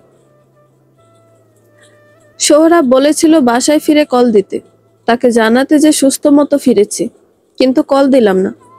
মনের কোনো কোণে জিদের সূক্ষ্ম এক স্রোত তোলপাড় করছিল। বাসায় ফিরে সোজা বিছানায় শুয়ে পড়লাম। ঘুম আসছিল না। মাথার মধ্যে এলোমেলো চিন্তার বহর। মঈন চাচার লাশ এতক্ষণে পৌঁছে গেছে গ্রামে। তার পরিবারের কি অবস্থা? নিশ্চয়ই ভেঙে পড়েছে। তাদের কথা ভেবে বিছানায় অশ্রু বিসর্জন দিচ্ছিলাম। নাহার আপা এলো একটু পরে, ফোনে কথা বলতে বলতে। আমি চোখ মুছে উঠে বসলাম। আপা ফোনের ওপাশের ব্যক্তিকে বলল, হ্যাঁ আসছে তো, শুয়ে পড়েছে, এই নে কথা বল। হাতে ফোন ধরিয়ে আপা বের হয়ে গেল। অনিচ্ছা সত্ত্বেও কানে ধরে হ্যালো বললাম। প্রত্যুত্তরে সোহরাবের উৎকণ্ঠিত সুর শোনা গেল, জুই ঠিকঠাক বাসায় পৌঁছেছ? তোমায় বাসে তুলে দেওয়ার পর মনে হলো তোমার কাছে তো ফোন নেই। রাস্তায় যদি কোনো অসুবিধা হয়, চিন্তায় পড়ে গেছিলাম। কোনো অসুবিধা হয়নি। Very good. জীবনে প্র্যাকটিক্যাল হতে হবে, অনেক কিছু শিখতে হবে, রাস্তাঘাট সম্পর্কে জানতে হবে, একা চলাফেরা করা শিখতে হবে। বুঝতে পেরেছ? হ্যাঁ। এখন গোসল করে খেয়ে নাও। কিয়ৎক্ষণ কথা বললাম না, বুকে অভিমান জমেছে। একটু একটু করে জমতে জমতে ইতোমধ্যে পাহাড় ছুঁই ছুঁই। কেন জানি মনে হচ্ছে সোহরাবের জায়গা অন্য কেউ হলে কখনো তার বউকে একা ছাড়তো না, এতটা পথ একা আসতে দিত না। অভিমান চেপে রেখে জিজ্ঞেস করলাম, আপনি কখন আসবেন?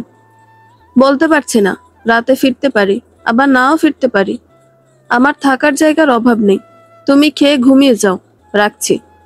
সোহরাব ফোন রেখে দিল। উঠে গিয়ে ফোনটা নাহার আপাকে দিয়ে এলাম। আমার গোসল হলো না, খাওয়া হলো না।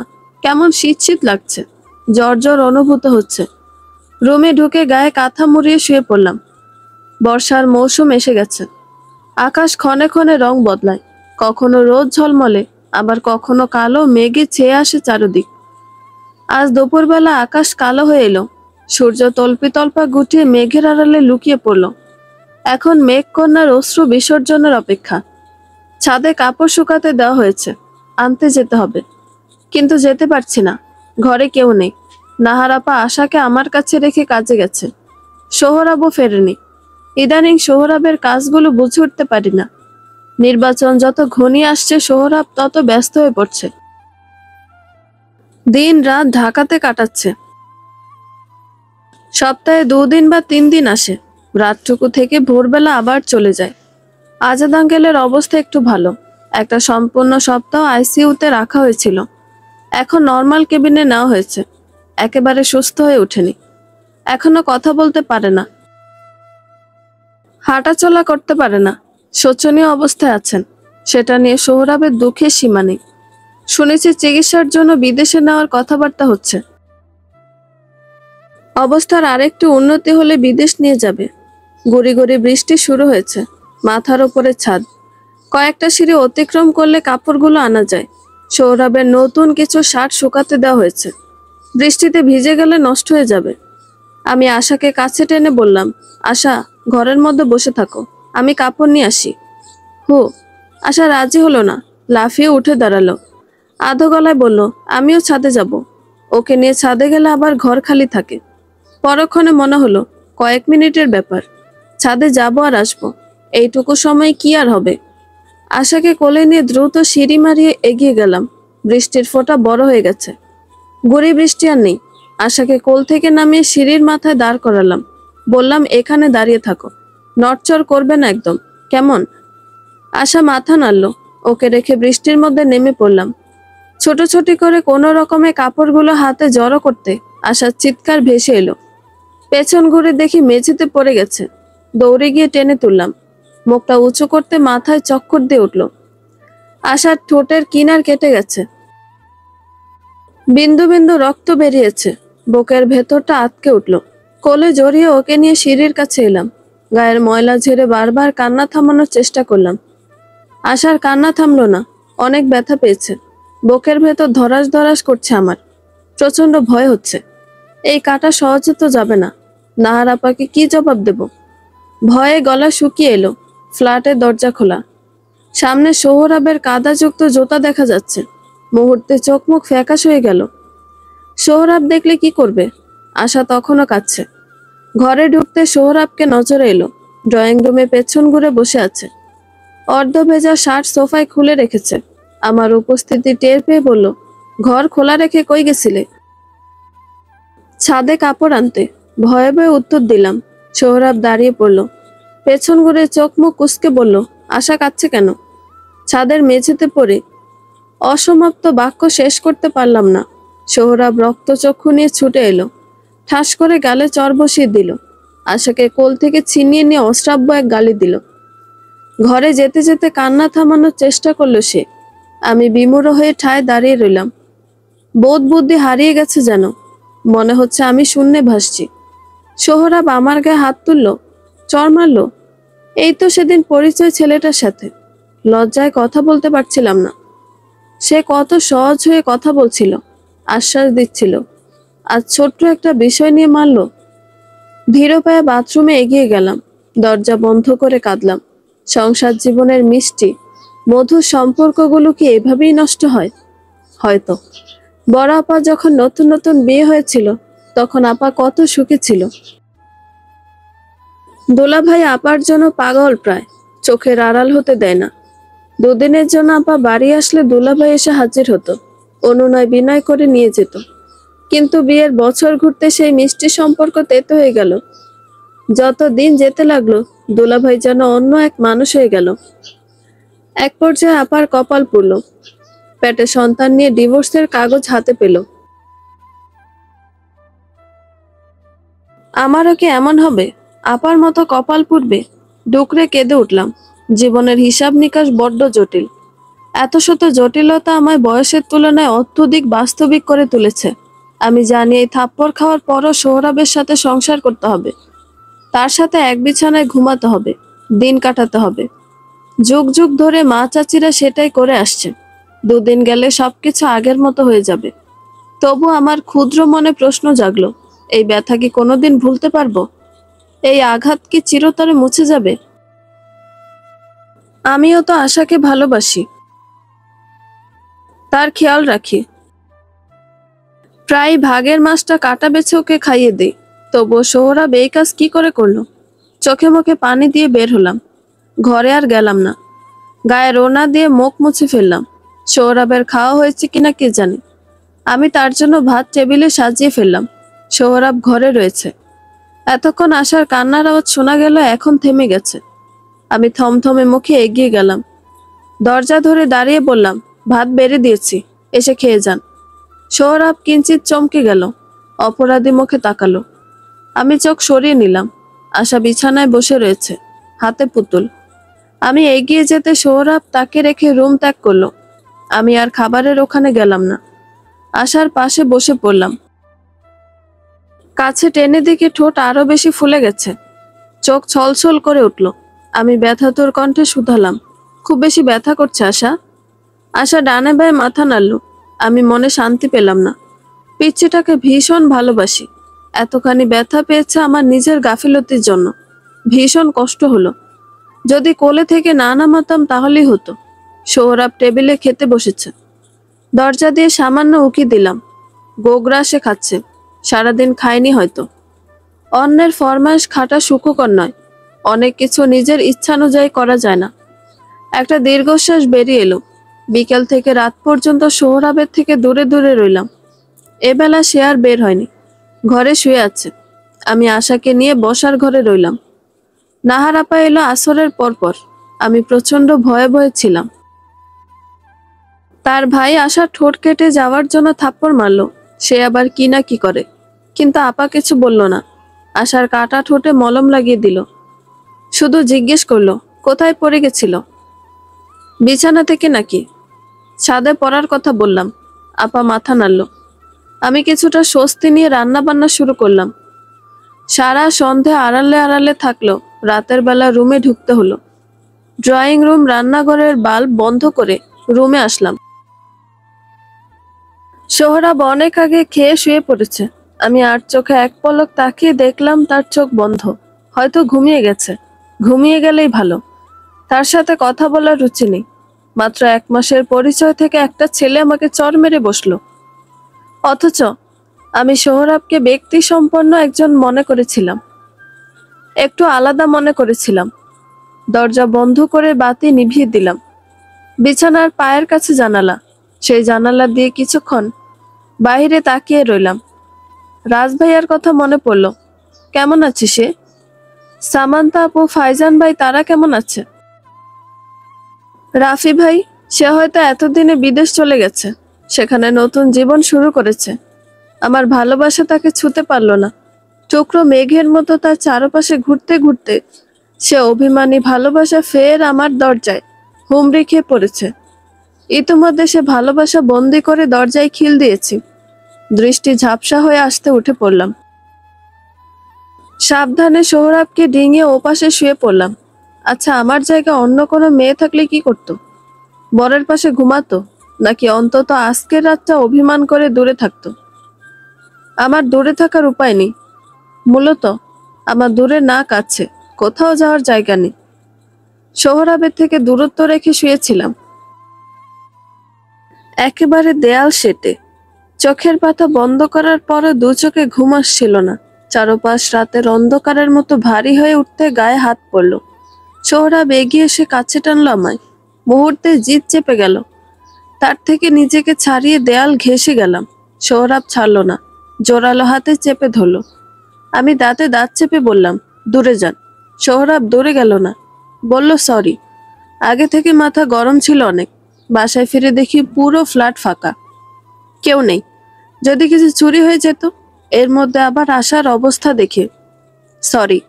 কিছুক্ষণ নিজের অনুভূতির সাথে যুদ্ধ করে গেলাম। অবশেষে পরাজয় স্বীকার করে ফুফিয়ে কেঁদে উঠলাম। এতক্ষণ আটকে রাখা সব কান্না বেরিয়ে এলো। সোহরাব বকে টেনে নিল আমায়, মাথায় হাত বুলিয়ে দিতে লাগলো। তবুও শান্তি পেলাম না। বুকের গহীনের দহনটা ক্রমশ বেড়ে চলল। নাহার আপার ঘর থেকে চাপা শব্দ ভেসে আসছে, ঝগড়ার শব্দ। দুজন দুজনকে গালিগালাজ করছে। দোলাভাইয়ের কণ্ঠ বেশি রাগান্বিত মনে হচ্ছে। পাশের ঘর থেকে ভীষণ লজ্জায় পড়লাম। এ বাড়িতে থাকা আমার পছন্দ না। আপা তার নিজের মতো অনেক কিছু করতে পারে না, ক্ষণে ক্ষণে লজ্জায় পড়তে হয়। এমন ফ্ল্যাটে না থেকে যদি ভাঙাচোরা কোনো টিনের ঘরে থাকতাম তবুও ভালো লাগতো। শুধু আমি আর সোহরাব, তবুও ঢের ভালো ছিল। সোহরাবকে একবার বলবো বলে ভেবে রেখেছি, কিন্তু কি মনে করে ভেবে বলা হয় না। যদি রেগে যায়, বলে যে মাস ঘুরতে না ঘুরতেই তোমার আলাদা বাসা চাই। এত লোভী মেয়ে কেন তুমি? আচমকা ও ঘর থেকে ধাক্কাধাক্কির আওয়াজ এলো, সাথে জিনিসপত্র ভাঙার শব্দ। আশা চিৎকার করে উঠতে আর অপেক্ষা করতে পারলাম না। লজ্জার মাথাকে ছুটে গেলাম। গিয়ে দেখি দোলাভাই আপাকে মারছে। আপাও থেমে নেই, সেও প্রতিরোধের ভঙ্গিতে কিল ঘুষি দিচ্ছে। ভয়ার্ত গলায় তাদের থামতে বললাম। কেউ থামাথামির মধ্যে গেল না। কিছুক্ষণ ধস্তাধস্তির পর আপাকে ছাড়াতে সক্ষম হলাম। তাকে টেনে সরিয়ে নিয়ে আসলাম। দোলাভাই রাগে ফুঁসতে লাগলো। আপাকে আমার ঘরে টেনে নিয়ে আসলাম। কান্না করছে সে। আমি চিন্তিত হয়ে জিজ্ঞেস করলাম, কি হয়েছে আপা? হঠাৎ করে দুলাভাই এত রেগে গেল কেন? আপা উত্তর দিল না। আমি আর ঘাটালাম না। স্বামী স্ত্রীর কত ধরনের সমস্যা হয়, মান অভিমান হয়, সময় গেলে ঠিক হয়ে যাবে। দুলাভাইও ঘর থেকে এখনো চেঁচাচ্ছে। আপা ফুঁসে উঠতে তাকে টেনে ধরে রাখলাম। সোহরাবের বাবা নেই, মা আছে। তার মা যে বেঁচে আছে সেটা অনেক পরে জানতে পেরেছি। সোহরাবের স্কুল শিক্ষক ফুফির থেকে। কিছুদিন আগে ফুফি ঘুরতে এসেছিল। তিনি জানালেন সোহরাবের মা বেঁচে আছে। তার বাবার মৃত্যুর কয়েক বছর পর অন্য জায়গায় বিয়ে করেছে। তারপর থেকে ছেলে মেয়ের সাথে যোগাযোগ নেই। বছর খানেক ধরে নাকি শুধু নাহার আপার সাথে টুকটাক কথা হয়। আশাকে দেখার অজুহাতে একটু একটু সম্পর্ক সৃষ্টি হয়েছে। আপা কাঁদবেন না, ঠিক হয়ে যাবে সব। আমরা কত সহজে আরেকজনকে সান্ত্বনা দিই, বলি ঠিক হয়ে যাবে সব, অথচ কিছুই ঠিক হয় না। হাজারো ব্যাঠিক বুকে চেপে রেখে দিন কাটাতে হয়। আশা দরজা ধরে দাঁড়িয়ে আছে, চোখ ছলছল করছে। মায়ের কাছে আসতে ভয় পাচ্ছে। আমি আপাকে বললাম, আপা আর কাঁদবেন না, আপনার কান্না দেখে আশা কিন্তু যখন তখন কেঁদে দিবে। অবশেষে আপা থামলো, চোখ মুছে দুলাভাইকে গালি দিল, তারপর বলল, সোহরাব কই? তার যা কাজ সেই কাজে গেছে। বাসায় আসলে এ ব্যাপারে কিছু বলিও না, অশান্তি বাড়বে আরো। আচ্ছা। রাতের বেলা সোহরাব এলো, তার সাথে আমার সম্পর্ক স্বাভাবিক হয়ে এসেছে। তবু কোথায় যেন সুর কেটে গেছে, কোথায় যেন সূক্ষ্ম কাটার মতো কিছু একটা আটকে আছে। এখন সে বাড়ি না থাকলে আগের মতন মনে পড়ে না, দেরি করে বাড়ি ফিরলে আগের মতো চিন্তা হয় না, আরো অনেক কিছু আগের মতো নেই। প্রতিনিয়ত সোহরাবের পরিবর্তন হচ্ছে, আমারও পরিবর্তন হচ্ছে। দুজনেই খুব করে টের পাচ্ছি, কিন্তু কারো প্রতি কোনো অভিযোগ নেই। নিয়ম মাফিক তার গোসলের জিনিসপত্র এগিয়ে দিলাম, কাপড় চোপড় হাতে ধরিয়ে দিলাম, খাবার বেড়ে দিলাম, আরো অনেক কিছু করলাম। এর মধ্যে মনে একটা কথা ঘুরপাক খাচ্ছে। আমাদের আলাদা সংসারের কথা বলতে গিয়ে পিছিয়ে এলাম বারংবার। ঘুমাতে গিয়ে শেষমেশ বলার সিদ্ধান্ত নিলাম।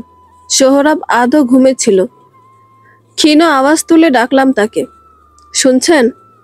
হু, বলো। আমাদের আলাদা বাসা নিলে হয় না? সোহরাব এমন ভাবে চমকে উঠল যে অন্ধকারেও টের পেলাম। সে কিছু বলার আগে ঝটপট বললাম, একদম অল্প ভাড়ার বাসা, ছোটখাটো টিনের ঘর, অপরিচ্ছন্ন হলেও হবে। হঠাৎ আলাদা বাসায় থাকার কথা উঠছে কেন? এখানে শহরের মধ্যে এত বড় ফ্ল্যাট, এত সুযোগ সুবিধা। কিন্তু আমার কেমন যেন লাগে। সোহরাব আমার কথা শুনতে পেল না হয়তো। সে জোর দিয়ে বলল, আমরা আলাদা বাসা নিলে আশা কি দেখবে কে? বড় আপা চাকরি আছে না? তাছাড়া বাসার দেখভাল করা, রান্না বান্না করা, সব দিকে খেয়াল রাখা, এসব তো তুমি করছো। আমরা চলে গেলে এত সব দিক সামলাবে কে? কোনো আলাদা বাসা হবে না, ঘুমিয়ে পড়ো। সোহরাবের কণ্ঠে বিরক্তির আভাস। সে পাশ ফিরে ঘুমিয়ে পড়ল। তার বিপরীত পাশে আমি অন্ধকারের দিকে তাকিয়ে রইলাম। বড় বড় চোখ দিয়ে অন্ধকার গিলতে লাগলাম, তবুও যদি জীবনের অন্ধকার একটু কমে। সোহরাব কত কিছু বলে দিল, কত হিসাব করে রেখেছে সে, নিখুঁত হিসাব। শুধু আমার জীবন নিয়ে সচেতন নয় সে, কোনো হিসাব নেই, কোনো চিন্তা নেই। একবার কলেজ যাওয়ার ব্যাপারে বলেছিলাম, সে এমন আশ্চর্য হয়ে তাকিয়েছে যেন এর চেয়ে অবাক কিছু জীবনে শোনেনি। ও বাড়ি থেকে রেজাল্ট দেখে এসেছে, 3টা বিষয়ে ফেল এসেছে। সোহরাব উল্টো সেটার খোঁটা দিল। বেশ বুঝতে পারছি আমার জীবনে আর কোনো পরিবর্তন আসবে না। রোজ যা করি তার পুনরাবৃত্তি ঘটতে থাকবে। দিন রাত এই বাড়ির মধ্যে কেটে যাবে, কাটতে থাকুক, তবুও বেঁচে আছি আমার জন্য এই বুঝি ঢের। আজ নির্বাচনের দিন। সোহরাব 2 দিন হলো বাসায় ফেরে না, ঢাকাতে থাকে। আজ এই উপলক্ষে নাহার আপাও ঢাকা গেছে, একেবারে ভোরবেলা। ভোটের সময় নাকি মানুষ লাগে। আপার রাজনীতিতে ঝোঁক অনেক। নিজে সরাসরি যুক্ত নেই, কিন্তু ভাইয়ের কাজকে সমর্থন করে। আমি ইতোমধ্যে টের পেয়েছি তাদের প্রচুর ক্ষমতার লোভ, কত দ্রুত বড় হবে, নামডাক করবে, এই প্রবণতা। আমার চিন্তা ভাবনা সম্পূর্ণ বিপরীত। আশাকে আমার কাছে রেখে গেছে, ওকে সারাক্ষণ চোখে চোখে রাখছি। নড়াচড়া তেমন করে না, তবুও বাচ্চা মানুষ, কখন কোন অঘটন ঘটিয়ে ফেলে।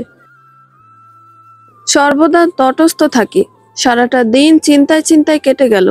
ভোটের ফলাফল কি জানি না, কাছে ফোন না থাকায় কল করে জেনে নেওয়ার উপায় নেই। অবশেষে বেলা গড়ানোর সময় নাহার আপা ফিরল, বিধ্বস্ত চেহারা নিয়ে। আমি আর প্রশ্ন করলাম না। আপা গোসল করে খেতে বসলো। খাওয়ার ফাঁকে বলল, আজাদ ভাই জিতেনি, তার প্রতিদ্বন্দ্বী প্রার্থী জিতেছে। আমার সোহরাবের কথা মনে পড়ল। মানুষটা নিশ্চয়ই বড় ধরনের আঘাত পেয়েছে। এই নির্বাচন নিয়ে কত স্বপ্ন ছিল তার। আমি চিন্তিত হয়ে বললাম, আশার মামা কোথায়? ওকে ফেরার সময় দেখিনি। আছে কোথাও, পরে আসবে হয়তো। আজাদ আঙ্কেলের শরীর কেমন এখন? আগের মতোই। ভোটের জন্য এতদিন দেশে রেখেছিল, এখন ফলাফল বের হয়ে গেছে। চিকিৎসার জন্য বিদেশ নিয়ে যাবে হয়তো। আমি নিশ্চুপ রইলাম। আপা সন্দেহ নিয়ে বলল, কেন্দ্রে কিছু একটা গোলমেল হয়েছে। তা না হলে এমন হওয়ার কথা না। সবাই জানতো আজাদ ভাই জিতবে, কিন্তু ঘটনা ঘটল বিপরীত। আমি সরে এলাম। এসব নিয়ে মাথা ব্যথা নেই আমার। আমার চিন্তা অন্য জায়গায়। সোহরাব ঠিক আছে তো? সোহরাব ফিরল গভীর রাতে। রাত বিরেতে আসা যাওয়া করে বলে নিচের গেটের একটা অতিরিক্ত চাবি বানিয়ে রেখেছে। ফ্ল্যাটের দরজা আমি খুলে দিলাম। সে ভেতরে ঢুকে সোজা বাথরুমে গেল। আমি কাপড় চোপড় রেডি রেখে ফ্রিজ থেকে খাবার বের করলাম। নিঃশব্দে সেগুলো গরম করলাম। সোহরাব গোসল শেষ করে টেবিলে খেতে বসলো। সোহরাব ধীর গতিতে খাচ্ছে, মুখে খাবার নিয়ে দীর্ঘক্ষণ চিবুচ্ছে। নিশ্চয়ই প্রচন্ড কষ্ট পেয়েছে। তার দুঃখে মন খারাপ হয়ে গেল আমার। প্লেটে একটা মাছ তুলে দিলাম। সে অবশেষে মুখ খুলল। খেতে খেতে বলল, তুমি খেয়েছো জুই? সোহরাবের এতটুকু প্রশ্নে আবেগ আপ্লুত হয়ে পড়লাম। মানুষটার দুঃখ আমায় আরো গভীরভাবে স্পর্শ করলো। খুব কষ্ট হলো তার জন্য। উচিত অনুচিতের বাছবিচার আসলো না। মন বলল, আজাদ আঙ্কেল ভোটে জিতে গেলে কি খুব ক্ষতি হতো? ইস, জিতলেই পারত। আমি নিচু গলায় বললাম, হ্যাঁ খেয়েছি। আপনি খাওয়া শেষ করেন, তরকারি ঠান্ডা হয়ে যাচ্ছে। সোহরাবের পাশে চেয়ার টেনে বসে পড়লাম। এই প্রথম গাঢ় দৃষ্টিতে তার মুখ পানে তাকিয়ে রইলাম। নাহার আপা দুলা ভাইয়ের আবার ঝগড়া লেগেছে। মারামারি পর্যায়ের ঝগড়া। তখন দুপুরে রান্না করছিলাম আমি। চেঁচামেচি বাড়তে এগিয়ে গেলাম। দরজা অবধি পৌঁছানোর আগে দুলা ভাই ঠাস করে দরজা বন্ধ করে দিল। আশাকে আগেই বাইরে বের করে দিয়েছে। ভয় পেয়ে গেলাম। ঘরের ভেতর চেঁচামেচি বেড়ে যাচ্ছে। আমি দরজায় ক্রমাগত চাপড় মারলাম। কোনো প্রতিক্রিয়া এলো না। উল্টো লণ্ডভণ্ডের শব্দ কানে এলো। খানিক বাদে আপা কান্না করতে লাগলো। এপাশে বুক কেঁপে উঠল আমার। বন্ধ দরজার ওপাশে কি হচ্ছে খুব সহজে আন্দাজ করতে লাগলাম। আপাকে দুলাভাই মারছে। মায়ের কান্না শুনে আশা কান্না শুরু করে দিয়েছে। আমি দরজা ধাক্কাতে ধাক্কাতে অস্থির হয়ে গেলাম। ভয়ার্ত গলায় বারবার বললাম, দুলাভাই দরজা খুলুন, দরজা খুলে দিন। কিছুক্ষণ পরে দুলাভাই দরজা খুলল। রাগে তখনও হাঁফাচ্ছে। জোরে জোরে শ্বাস নিতে নিতে সে বাইরে চলে গেল। আমি ছুটে আপার কাছে গেলাম। আপা মেঝেতে পড়ে আছে। গায়ের কাপড় ঠিক নেই। আশপাশে জিনিসপত্র ছড়িয়ে ছিটিয়ে আছে। দুলাভাই হাতের কাছে যা পেয়েছে তাই দিয়ে মেরেছে। আপাকে টেনে বিছানায় নিলাম। ব্যথায় ঘুঙ্গাতে লাগলো সে। তার অবস্থা দেখে বুঝলাম কিল চল লাথি কিছুই বাদ রাখেনি। ইতোমধ্যে চোখ লাল হয়ে ফুলে উঠেছে। আপা প্রতিরোধ করতে পারেনি। পুরুষ মানুষের শক্তির সাথে পেরে ওঠা সহজ কিছু নয়। আরও রাগ বাড়িয়ে দিয়েছে। ফ্রিজ থেকে বরফের টুকরো এনে আঘাতপ্রাপ্ত জায়গায় চেপে ধরে রাখলাম। আশা দূরে দাঁড়িয়ে কাঁদছে। কেমন অসহায় লাগছে মেয়েটাকে। ভীষণ মায়া হলো আমার। বেলা গড়াতে আপার অবস্থা বেগতিক হয়ে গেল। আঘাতের জায়গা কালশিটে হয়ে গেছে। চোখ মুখ ফুলে একাকার। সন্ধ্যার পর সোহরাব বাড়ি ফিরল। আপার এ অবস্থা দেখে সে রেগে আগুন। দুলাভাইকে গালিগালাজ করে বের হয়ে গেল। সে ফিরল খুব তাড়াতাড়ি। কাছের এক দোকান থেকে কয়েক রকমের ওষুধ নিয়ে ফিরেছে। দুলাভাই ড্রয়িং রুমে বসেছিল। তাকে দেখে সোহরাব ফের রেগে গেল। ছোট বড় পরিচয় না রেখে অকথ্য ভাষায় গালি দিল। দুলাভাই চুপ রইল না। সে আরো দ্বিগুণ রেগে গেল। চেঁচিয়ে বলল, খবরদার, গলা উঁচু করে কথা বলবি না সোহরাব। তোর বোন কি করেছে জানিস? ওকে তো মেরে ফেলা দরকার। একদম চুপ। আপনি আপার গায়ে হাত তুলেছেন কোন সাহসে? মেরেছি, বেশ করেছি। এমন নষ্টা মেয়েকে মারবো না তো আদর্শ হক করব? তোর বোন যে কাজের নামে বাইরে গিয়ে নষ্টামি করে বেড়ায়, খবর রেখেছিস? একদম মায়ের মতো হয়েছে। এই জন্য বিয়ে করার সময় বংশ দেখতে হয়। চরিত্রহীন মেয়ে ছেলে একটা। সৌরভ হাতের ওষুধ ফেলে রেখে তেড়ে গেল। বিশ্রী কিছু বলে দুলাভাইকে এলো পাথারি মারতে লাগলো। দুলাভাইও থেমে রইল না। কলার চেপে ধরে মারতে লাগলো। মুহূর্তের মধ্যে যুদ্ধ শুরু হয়ে গেল যেন। আমি আকস্মিক ধাক্কা সামনে চিৎকার করে উঠলাম। নাহার আপা অসুস্থ শরীর নিয়ে ছুটে এলো। দুজন মিলে তাদের ছাড়ানোর চেষ্টা করলাম।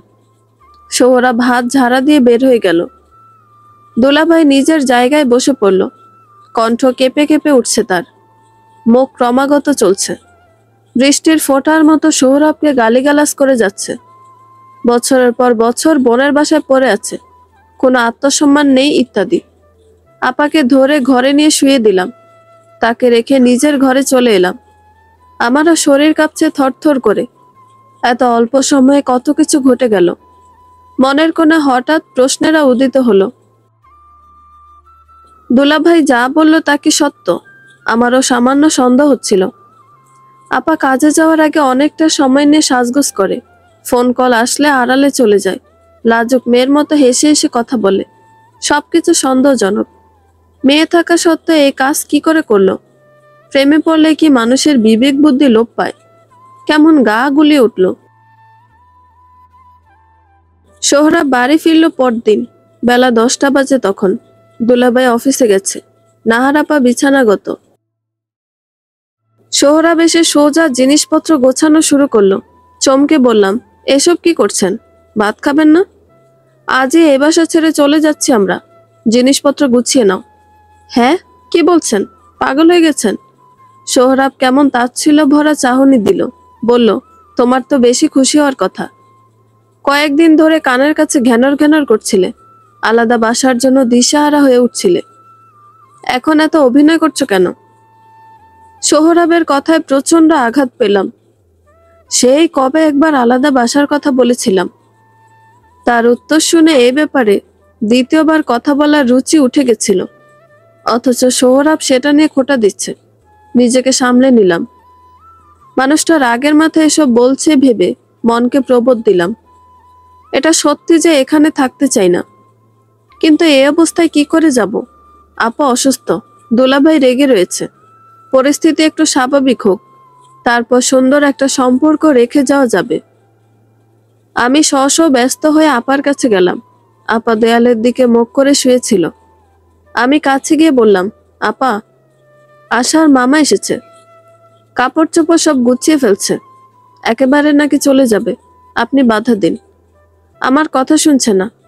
আপা খানিক চমকালো। ঘুম ছুটে গেছে তার, তবে চট করে কিছু বলল না। একটু ভেবে বলল, সোহরাব যা চাইছে তাই করুক, একত্রে থাকতে গেলে সমস্যা আরো বাড়বে। সোহরাব আর ওর দুলাভাই দুজনই চরম রাগী আর জেদি। কিন্তু আপা, হুট করে এভাবে যাওয়া যায়? সমস্যা নাই, চলে যাও তোমরা।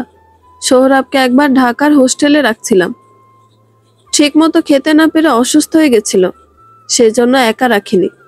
এতগুলো বছর নিজের কাছে রেখেছিলাম, এখন রান্নার মানুষ আছে, দেখাশোনার মানুষ আছে। আলাদা বাসায় থাকলে বেশি ভালো থাকবে। আমি স্থির হয়ে রইলাম। আপা এত সহজে রাজি হয়ে যাবে ভাবিনি। সৌরভ হঠাৎ দরজার ওপাশ থেকে হুঙ্কার ছাড়লো। তুই তুকারি করে বলল, তোকে বলেছি না জিনিসপত্র গোছাতে? আমার অবাধ্য হলে সারা জীবনের জন্য এখানে থাকতে হবে, আমার কাছে আর জায়গা পাবি না। বেরিয়ে এলাম। শরীর চলতে চাইছে না। কাল রাতে দুশ্চিন্তায় ঘুম হয়নি। কোনো রকমে কাপড় চোপড় ব্যাগে পুড়তে লাগলাম। আশা দরজা ধরে দাঁড়িয়ে রয়েছে। পিচ্চিটাকে পুতুলের মতো আদর যত্ন করতাম, এখন আর হবে না। ব্যথিত হৃদয়ে কাছে ডাকলাম ওকে। আশা কাছে এলো না। কাকে যেন ফোন করে সিএনজি ডেকে নিল সোহরাব। ব্যাগপত্র নিয়ে বের হওয়ার সময় আশা কেঁদে উঠল। বায়না করলো আমাদের সাথে যাবে। কাউকে বাইরে যেতে দেখলে পিছু নেয়। আজও ব্যতিক্রম হলো না। সোহরাব মেয়েটার কান্না পাত্তা দিল না। আমার হাতের ব্যাগ টেনে নিয়ে গটগট করে নিচে নেমে গেল। আমার দৃষ্টি ঝাপসা হয়ে এলো। অনেকগুলো দিন এ বাসায় ছিলাম, একসাথে ছিলাম, মায়া পড়ে গেছে। ঝরঝর করে কেঁদে দিলাম। বাইরে পা রাখতে আপা আশাকে কোল থেকে টেনে নিল। অসুস্থ শরীরে আশাকে আটকাতে কষ্ট হচ্ছে দেখে দরজা বন্ধ করে দিল। দরজার ওপাশে থেকে আশার কান্না শুনতে পেলাম। সেই কান্নার সুর শুনতে শুনতে আমি নিচে নামলাম। মানুষ বড় অদ্ভুত, এত সহজে সবকিছুর মায়ায় পড়ে যায়, অথচ সবকিছু আপেক্ষিক, ক্ষণস্থায়ী। আমার জীবনের ঘটনাগুলো রাতারাতি ঘটে যায়। চোখের পলক ফেলতে যতটুকু সময় নেয় ততটুকু সময়ও নেয় না যেন। বড় বড় ঝড়গুলো আচমকা এসে হানা দেয়। এমন অকস্মাৎ ঝড়ের মধ্য দিয়ে সোহরাব আর আমার নতুন জীবন শুরু হয়েছে। নারায়ণগঞ্জের এক কোনায় আমরা নতুন সংসার পেতেছি। সেই সংসারের মাসখানেক চলে গেছে। শহর থেকে একটু দূরে বাসা নিয়েছে সৌরভ। 3 তলা ভবন, তার নিচতলার বাম পাশের ভাগে আমরা থাকি। সেই ভাগে ছোট ছোট দুটো শোবার ঘর, একটা রান্নাঘর, আর কয়েক হাত খাওয়ার জায়গা। তবু আলাদা একটা প্রশান্তি ছড়িয়ে থাকে। একা একা থাকতে গিয়ে প্রথম দিকে খারাপ লাগলেও সেটা কাটিয়ে উঠেছি। টুকিটাকি অতীব প্রয়োজনীয় জিনিস কিনে আমাদের সংসার চলছে। আমার নিজের জিনিস, নিজের সংসার। যত্ন দিয়ে, মমতা দিয়ে আগলে রাখতে লাগলাম। জিনিসপত্র আগলে রাখতে গিয়ে ভুলেই গিয়েছিলাম আমার সবচেয়ে মূল্যবান জিনিসটি নাগালের বাইরে চলে গেছে। সোহরাবের পুরনো অভ্যাসের পরিবর্তন হয়নি। সে এখনো গভীর রাতে ফিরে, কখনো কখনো আবার 2 দিন চলে যায়। ফিরে না, একা একা ঘরের দরজা জানালা বন্ধ করে নিঃশ্বাস আটকে থাকি। একদিন তো বাড়িওয়ালা জিজ্ঞেস করে বসলো সোহরাবের কথা, সে প্রতিদিন কোথায় যায়, কি কাজ করে ইত্যাদি। আমি কোনো রকমে পাশ কাটিয়ে এসেছি। হাতে ফোন পেয়েছি, নতুন ফোন নয়, পুরনো ফোনটাতে সিম সংযুক্ত করা হয়েছে। নাহার আপার সাথে মাঝে মাঝে কথা হয়। তারা ঠিকঠাকভাবে সংসার করছে। আপা তার কাজের জন্য অনুতপ্ত।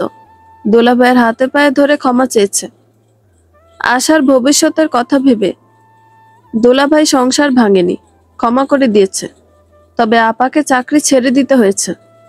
এখন বাসার কাজ করে আর আশা দেখাশোনা করে। এটা ভালো লেগেছে আমার। মাঝে মধ্যে সালেহা খালার সাথেও কথা হয়। খালা ভালো আছে, তার থেকে ও বাড়ির সবার খবর নেই। সবাই যার যার জীবন নিয়ে ব্যস্ত হয়ে আছে। সামান্তা আপুর সাথে যোগাযোগ নেই। খালার কাছে শুনেছি আপুর বিদেশ যাওয়ার কথাবার্তা হচ্ছে, কাগজপত্র ঠিকঠাক করছে, খুব দ্রুত হয়তো চলে যাবে। ফাইজান ভাইয়ের সাথে কথা হয় না বহুদিন। সে নিজে থেকে কখনো আমার খোঁজ নেয়নি। আমি আর রাগ বাড়িয়ে কথা বলার চেষ্টা করিনি। মনকে প্রবোধ দিয়েছি। রাজ ভাইয়া, জাবির, ফাইজান ভাই, এরা সবাই আমার জীবনে ক্ষণস্থায়ী সময়ের জন্য এসেছিল। একটা নির্দিষ্ট সময়ের জন্য এদের আগমন ঘটেছিল। সে সময় শেষ। এখন চাইলেও কেউ কারো খোঁজ নিতে পারি না। কি অদ্ভুত জীবনের সমীকরণ। তবে সালেহা খালা বাসার ঠিকানা নিয়ে রেখেছে, বলেছে সময় পেলে একদিন চলে আসবে। আমি আশা নিয়ে বসে আছি, হয়তো খালা আসবে। ও বাড়িতে যতটুকু ভালো মুহূর্ত কাটিয়েছি তার সবটা খালার জন্য। আমার কাছের একজন, আপন একজন। সোহরাব আজও বন্ধু নিয়ে এসেছে। তার এই ব্যাপারটা একদম ভালো লাগে না। প্রায় প্রায় এই কাজ করে সে। দল বেঁধে বাসায় বন্ধু নিয়ে আসে, সাথে কয়েক ব্যাগ বাজার, চাল ডাল মাংস সহ রান্না করতে যা যা দরকার সব আনে। রান্নার কাজে অবশ্য আমায় ডাকে না। বন্ধুরা মিলে রান্না বান্না করে খায়, আড্ডা দেয়, চেঁচামেচি আর হই হুল্লোড় করে। তবু কি জঘন্য ব্যাপার। তারা আসলে পুরোটা সময় আমি দরজা ভিড়িয়ে ঘরে বসে থাকি। কেউ আমার সাথে আগ বাড়িয়ে কথা বলে না। দরজা খোলার সময় হয়তো কেউ জিজ্ঞেস করে, ভাবি কেমন আছেন? আমি কোনো রকমে উত্তর দিয়ে ছুটে রুমে আসি। দরজা ভিড়িয়ে লুকিয়ে পড়ি। সোহরাবকে কয়েকবার বারণ করেছি, বলেছি আশেপাশের মানুষেরা ভালো মনে করে না, এভাবে বন্ধুদের বাসায় নিয়ে আসা দৃষ্টিকটু লাগে। সোহরাব নিষেধ শোনেনি, উল্টো রেগে গেছে। বাইরে থেকে বন্ধুদের হাসির শব্দ ভেসে আসছে। রুমের ভেতর বিছানায় জড়সড়ো হয়ে বসে আছি আমি। তার বন্ধুরা এলে বুক কাঁপে, ভয় হয়। পুরোটা সময় আতঙ্কে জমে থাকি। শহরের আনাচে কানাচে কত ধরনের ঘটনা ঘটছে, খুব ভয় হয়। এর চেয়ে নাহার আপার বাসায় থাকা ঢের ভালো ছিল। এত শত চিন্তার মাঝে সোহরাব রুমে ঢুকলো। বলল, মশলা কই রেখেছ? খুঁজে পাচ্ছি না। রান্নাঘরে টেবিলের নিচে সাদা রঙের বয়ামের ভেতর আছে। খুঁজেছি, পাই না। বাইরে এসে দিয়ে যাও। পারবো না, বলেছি না আপনার বন্ধুদের সামনে যেতে পারবো না। কাটখাট গলায় প্রত্যুত্তর করলাম। সোহরাব বিশ্রী কিছু বলতে গিয়ে থেমে গেল। দরজার পানে এক পলক তাকিয়ে রেগে মেগে বের হয়ে গেল। আমি উঠে গিয়ে ঠাস করে রুমের ছিটকিনি আটকে দিলাম। দরজার বাঁধ ভেঙে যাচ্ছে। নাহার আপাকে কয়েকবার বিষয়টা অবগত করেছি, কোনো প্রতিকার হয়নি। বিপদ বলে কয়ে আসে, যদি কোনো অঘটন ঘটে যায়। সেদিন বেশি দেরি করলো না তারা, তেমন আড্ডা হলো না। দুপুরের পর খেয়ে সোহরাব বন্ধুদের নিয়ে বের হয়ে গেল। আমি ফ্ল্যাটের মূল দরজা লাগিয়ে দিয়ে এসে ঘরে বসে রইলাম। রাগে ভেতরটা ফেটে যাচ্ছে। আজ সোহরাব ফিরুক, এর একটা বিহিত করে ছাড়বো, যা থাকে কপালে। একটু বেলা পড়তে হঠাৎ ফোন বেজে উঠল। দেখি সালেহা খালার নাম্বার। মন নরম হয়ে এলো। কয়েক সপ্তাহ হয়ে গেল খালার সাথে কথা হয় না। উৎফুল্ল হয়ে ফোন ধরলাম। জিজ্ঞেস করলাম, খালা কেমন আছো? ওপাশ থেকে আশ্চর্যজনক উত্তর এলো। খালা বলল, আয়শা বলতেছি, তোর বাড়ির কাছাকাছি আইছি। ছাই রং করা বিল্ডিং এর কথা কইছিলি না? রাস্তার কোন পাশে রে? হ্যাঁ খালা, রাস্তার ডান দিকে যে গলি গেছে, ওই গলি ধরে হেঁটে আসো। গলির ভেতরে 3 নম্বর বিল্ডিং। আমি দরজার বাইরে দাঁড়িয়ে আছি, তুমি আসো। কতক্ষণ লাগবে? বেশিক্ষণ না, আসতেছি। ফোন রেখে ছুটোছুটি করে ঘরদোর পরিষ্কার করলাম। রান্নাঘরের অবস্থা যাচ্ছে তাই করে রেখে গেছে সোহরাব। কোনো রকমে গোছগাছ করলাম। হাতে বেশি সময় নেই। ঘর গুছিয়ে বাইরে বের হয়ে দাঁড়িয়ে রইলাম। কয়েক মিনিট পর খালাকে দেখতে পেলাম। গলির মাথা দিয়ে হেঁটে আসছে। সে একা নয়, একা থাকার কথাও না। খালা রাস্তাঘাট চিনে না। পুরান ঢাকা থেকে এতটা পথ একা আসতে পারবে না। কিন্তু তার সাথের ব্যক্তিটিকে একদম আশা করিনি। বিমূঢ় হয়ে তাকিয়ে রইলাম। সালেহা খালা একা নয়, তার পাশে রাজভাইয়া। রাজভাইয়া দৃষ্টি আশপাশে ছাইরঙা বাড়িটি খুঁজতে ব্যস্ত। হঠাৎ খালা আমায় দেখতে পেয়ে নাম ধরে ডাকলো, ফুল। নড়ে চড়ে উঠলাম আমি। রাজভাইয়া দৃষ্টি পড়ল আমার পানে। খালা খুশি হয়ে উঠল। হাসি মাখা মুখে বলল, এই তো পাইয়া গেছি তোরে। কাছে এলো তারা। খালা এসে বকে টেনে নিল আমায়। চোখে দৃষ্টি ঝাপসা হয়ে এলো আমার। আবেগে কণ্ঠ বুঝে এলো। কিছু বলতে পারলাম না। ভেজা দৃষ্টিতে শুধু রাজভাইয়ের পানে তাকালাম। সে পলকহীন চোখে তাকিয়ে আছে। আমি হাতের আঙুল গুনলাম। কতগুলো দিন, কতগুলো মাস পর দেখা হলো। 6-7 মাস, আরো বেশি হতে পারে, হিসেব নেই। তাদের ঘরে নিয়ে এলাম। রাজভাইয়া ভেতরে ঢুকে চারপাশে নজর বুলালো। ঘরের ভেতর জুড়ে মলিনতার ছাপ খুব সহজে টের পাওয়া যায়। বোঝা যায় যে এই সংসারে আমি ভালো নেই। খালা আমায় নিয়ে ব্যস্ত হয়ে পড়ল। বলল, তুই কেমন আছিস রে ফুল? কতগুলা দিন পরে তোরে দেখলাম। খালা, আমি ভালো আছি। তোমার শরীর কেমন? আছি ভালোই। তোর চেহারা এমন হয়ে গেছে কেন মাইয়া? আমি ক্ষীণ হাসলাম। আর চোখে দেখলাম রাজভাইয়া শোবার ঘরের দিকে গেল। সে এখনো মুখ খুলেনি, আমায় কিছু বলেনি। খালা এক নাগাড়ে অনেক কিছু বলে গেল। আমি মুগ্ধ হয়ে তার কথা শুনলাম। হঠাৎ করে টনক নড়ল। এদের খাবারের ব্যবস্থা করতে হবে। খালাকে বললাম, একটু সময় বসো খালা, আমি আসছি। কই যাস? কোথাও যাইতে হইব না, কিচ্ছু করতে হইব না, বইসা থাক আমার পাশে। খালা ছাড়ল না। আমি লাজুক ভঙ্গিতে বললাম, রাজভাইয়ের জন্য চা বানিয়ে নিয়ে আসি, একটুখানি বসো তুমি। খালার বাধা দিল না। ছুটে রান্নাঘরে এলাম। চুলায় গরম পানি বসানোর পর মনে পড়ল ঘরে চায়ের পাতি, টি ব্যাগ কিচ্ছু নেই। সোহরাব বাইরে বাইরে থাকে, ঠিকঠাক ভাবে বাজার করে না। একটা জিনিস কয়েকবার বলে আনতে হয়। মাঝে মাঝে রাগ করে বলি না, যা থাকে তাই দিয়ে রান্না করে খাই। কিন্তু আজ চায়ের পাতি ছাড়া চা করব কি করে? আস্তে করে ফ্ল্যাটের দরজা খুলে বের হলাম। আমাদের ভাগের বিপরীত ভাগে মধ্যবয়স্ক দম্পতি থাকে। আন্টির সাথে সাথে মাঝে মধ্যে কথা হয়। আমি দ্রুত হাতে কলিং বেল চাপলাম। আন্টি দরজা খুলতে সময় নিলেন না। আমায় দেখে খানিক বিস্মিত হলেন। বললেন, তোমার বাসায় না মেহমান আসতে দেখলাম? হ্যাঁ আসছে, আমার খালা এসেছে। ও, কিছু বলবা? যতটা সহজে এসেছিলাম ততটা সহজে বলতে পারলাম না। আমার ইতস্তত ভাব দেখে আন্টি বুঝে গেলেন। সহজ গলায় বললেন, আহা, এমন করছো কেন? কিছু লাগবে? রান্না বান্না করছো কিছু? মাছ মাংস না থাকলে নিয়ে যাও। তোমার আঙ্কেল ফ্রিজ ভর্তি মাছ মাংস কিনে রাখছে। এত খাবো কবে? না আন্টি, মাছ মাংস লাগবে না। ঘরে চা নেই, চায়ের পাতি লাগবে। আছে? আন্টি চায়ের পাতি এনে দিল। তাকে সালাম করে আমি নিজের ঘরে আসলাম। চা বানিয়ে ড্রয়িং রুমে বসতে দেখি রাজ ভাইয়া খালার এক পাশে বসে আছে। রাজ ভাইয়ার মুখ বরাবর সামনে ফ্রিজ রাখা, ফ্রিজ সম্পূর্ণ খালি। দুই একটা ফলমূল থাকতে পারে, কিন্তু ফ্রিজ খুললেই তো তাদের চোখে পড়বে। কি করবো এখন? গলা শুকিয়ে এলো আমার। এমন বিনা নোটিশে কেউ আসে, তাও আবার আমার জীবনের গুরুত্বপূর্ণ একজন ব্যক্তিকে নিয়ে। কি লজ্জায় পড়তে হচ্ছে। ফ্রিজ আর খুললাম না, কয়েকটা শুকনো বিস্কুট আর চা খেতে দিলাম। রাজ ভাইয়া দ্রুত চায়ের কাপ তুলে নিল, চায়ে চুমুক দিয়ে প্রথমবারের মতো মুখ খুলল, বলল, চাটা ভালো হয়েছে। বকে ধুকপুকানি বেড়ে গেল আমার। কিছু উত্তর দিলাম না। খালার পাশে বসে হাতের আঙুল মুচড়াতে লাগলাম। খালা নিজে থেকে অনেক কথা বলল।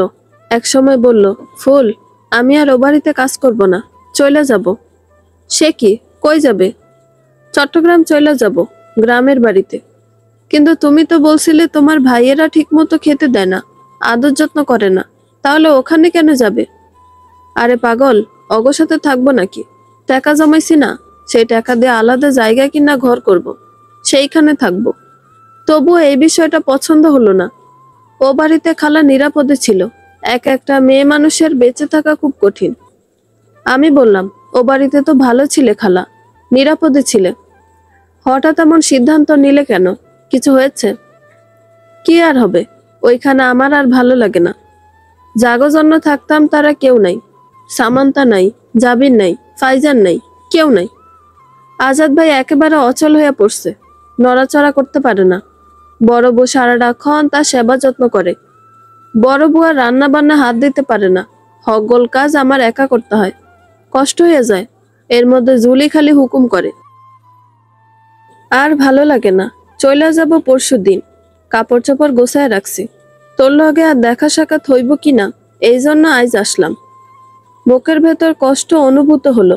এই মানুষটা আমার খুব আপন, আমার স্নেহের আশ্রয়স্থল। তার সাথে কি আর দেখা হবে না? হয়তো হবে না, আমার জীবনটাই এমন। কাছের মানুষগুলো বেশি দিন কাছে থাকে না, আপন মানুষগুলো খুব দ্রুত দূরে চলে যায়। এতটা দূরে যে তাদের নাগাল পাওয়া দুষ্কর, অসাধ্য। এই একজন মানুষ আমার ভরসা স্থান, একে হারাতে চাই না। খালার কাজ ঘেঁষে মৈন হয়ে বসে রইলাম। ভাত রান্না করতে চাইলাম, ফ্রিজে মাছ আছে, কিন্তু খালা কিছুতেই রান্নাঘরে যেতে দিল না। আর দেরি করবে না, তাদের চলে যাওয়ার সময় হয়ে গেছে। ও বাড়িতে কাউকে না জানিয়ে এসেছে, আবার সোহরাবের নজরে পড়তে চায় না। সোহরাব যাতে টেন না পায় এজন্য একদম খালি হাতে এসেছে। খালা হাত মুখ ধোয়ার জন্য বাথরুমে গেল। আমি এক পলক রাজভাইয়ার দিকে তাকালাম। সে কিছু বলবে না? কিছুই বলার নেই তার। না বললে এসেছে কেন? এই ছেলেটার জন্যই তো আজ আমি এখানে। রাজভাইয়া অবশেষে মুখ খুলল, দৃষ্টি আমার উপর রেখে বলল, এত শুকিয়ে গেছো কেন জুইফুল? ঠিক মতো খাওয়া দাওয়া করো না? কণ্ঠ রুদ্ধ হয়ে এলো আমার। কান্নাগুলো দলা পাকিয়ে গলার কাছে এসে আটকে গেল। জিহ্বা ভারী হয়ে এলো। নিজেকে সংবরণ করে শুধু উত্তর দিলাম, করি তো। নিজের খেয়াল রেখো, যত্ন নিও। রাজভাইয়া উঠে দাঁড়ালো। খালা বাথরুম থেকে বের হয়েছে। খালাকে উদ্দেশ্য করে বলল, আমি বাইরে অপেক্ষা করছি, আপনি আসুন। আচ্ছা। রাজভাইয়া বের হয়ে গেল। আমি দ্বিধান্বিত চোখে তাকিয়ে রইলাম। কিছু বলতে পারলাম না। শরীর কাঁপছে। কেন জানি মনে হচ্ছে এই মানুষটার সাথে আর দেখা হবে না। পরক্ষণে মনে হলো, হয়তো হবে, দেখা হবে। কেন হবে না? বেঁচে থাকলে অবশ্যই দেখা হবে। খালা আমাকে নানা রকম উপদেশ দিতে দিতে বোরকা গায়ে দিল। যাওয়ার সময় হাতে টাকা গুঁজে দিল। টাকার পরিমাণ দেখে কিছুটা আঁতকে উঠলাম। এত টাকা তো খালার সামর্থ্যের মধ্যে না। এটা কি রাজভাইয়ের কাজ? খালাকে প্রশ্ন করলাম। খালা উত্তর না দিয়ে অন্য সব কথা বলল। তারপর তড়িঘড়ি করে বের হয়ে গেল। দাঁতে দাঁত চেপে কান্না আটকে রইলাম। তারা গলিটা ছাড়াতে হাউমাউ করে কাঁদতে লাগলাম। এত বিদঘুটে কেন জীবন? দুদিন হলো সোহরাব সারাক্ষণ বাসায় রয়েছে, এক সেকেন্ডের জন্য বাইরে বের হয়নি। খাচ্ছে আর ঘুমাচ্ছে। আমি তার থেকে দূরে দূরে রয়েছি। আমাদের সংসার চলছে, প্রাণহীন নির্জীব এক সংসার। রাজভাইয়া সেদিন শোবার ঘরে ঢুকেছিল, আমার জন্য একটা বাক্স রেখে গেছে। সেটা খোলার সুযোগ হয়নি। সোহরাব বাসা ছাড়ছে না। বাক্সটা গতকাল খুঁজে পেয়েছি। ভাগ্যিস আমার নজরে আগে পড়েছিল। সোহরাবের নজরে পড়লে নিশ্চিত কেলেঙ্কারি হয়ে যেত। ড্রয়িং রুমে বসেছিলাম। সোহরাব শোবার ঘর থেকে বলল, জয়ী, চা বানিয়ে দাও, অনেক রাত হয়ে গেছে। এখন চা খাওয়ার সময়? বিরক্তিতে কপাল কুঁচকে গেল। আমি বললাম, এখন চা বানানোর অবস্থা নেই, মাথা ব্যথা করছে, ঘুমিয়ে পড়ুন। ঘরে আসো। আমি তৎক্ষণাৎ ঘরে গেলাম না। মাথায় সত্যি সত্যি যন্ত্রণা হচ্ছে। অনেকটা সময় নিয়ে হাত মুখ ধুলাম। ফ্রিজের পাওয়ার কমিয়ে দিলাম। চুলার গরম পানি ঢেকে রাখলাম। রান্নাঘরের বাল্ব বন্ধ করে ঘরে তারপর আসলাম। সোহরাব বিছানায় হেলান দিয়ে আতশোয়া হয়ে আছে। তার তীক্ষ্ণ দৃষ্টি আমার ওপর ন্যস্ত। সে হঠাৎ অদ্ভুত ভঙ্গিতে হেসে বলল, আমার বন্ধুরা বাসায় আসলে তোমার সমস্যা, কিন্তু রাজ আসলে সমস্যা নেই। তার সাথে ঘন্টার পর ঘন্টা সময় কাটানো যায়। ওই হারামজাদার সঙ্গে এত ভালো লাগে। চমকে উঠলাম আমি। রাজ ভাইয়া এসেছিল সেটা সোহরাব জানে, তাহলে এ কয়েকদিন বলেনি কেন? সোহরাবের হাসি আরো বিস্তৃত হলো। সে বলল, তুমি ভেবেছ আমি কিছুই জানি না, অথচ তুমি কখন কি করছো সব আমার নজরে পড়ছে। তুমি একটা ভিজে বিড়াল, চুপচাপ দুধের সর খেয়ে মুখ মুছে থাকো, ভালো মানুষের মুখোশ পরে থাকো। হুট করে মেজাজ খারাপ হয়ে গেল। প্রচন্ড রাগ উঠল। চেঁচিয়ে বললাম, কি করেছে আমি? এমন কুৎসিত ইঙ্গিত কেন করছেন? রাজ ভাইয়া তো একা আসেনি, সাথে সালেয়া খালা ছিল। রাজ ভাইয়া? বাহ, আবার ভাই বলেও সম্বোধন করা হয়, মজার তো। আমি ঘর থেকে বেরিয়ে এলাম। পাশের রুমে ঢুকে দরজা বন্ধ করে দিলাম। কিছু সময় যেতে সোহরাব ওপাশে এসে দরজা ধাক্কাতে লাগলো। আমি দরজা খুললাম না। এক সময় সে প্রচন্ড রেগে গেল। চেঁচিয়ে বলল, দরজা খোল, কথা আছে তোর সাথে। ওই রাজ হারামজাদার সাথে তোর কি সম্পর্ক? বের হ। আমি দরজা খুললাম না। ঠোঁটের কোনো অদ্ভুত হাসি রেখা ফুটে উঠল আমার। সোহরাবকে কেন জানি আর ভয় পাচ্ছি না।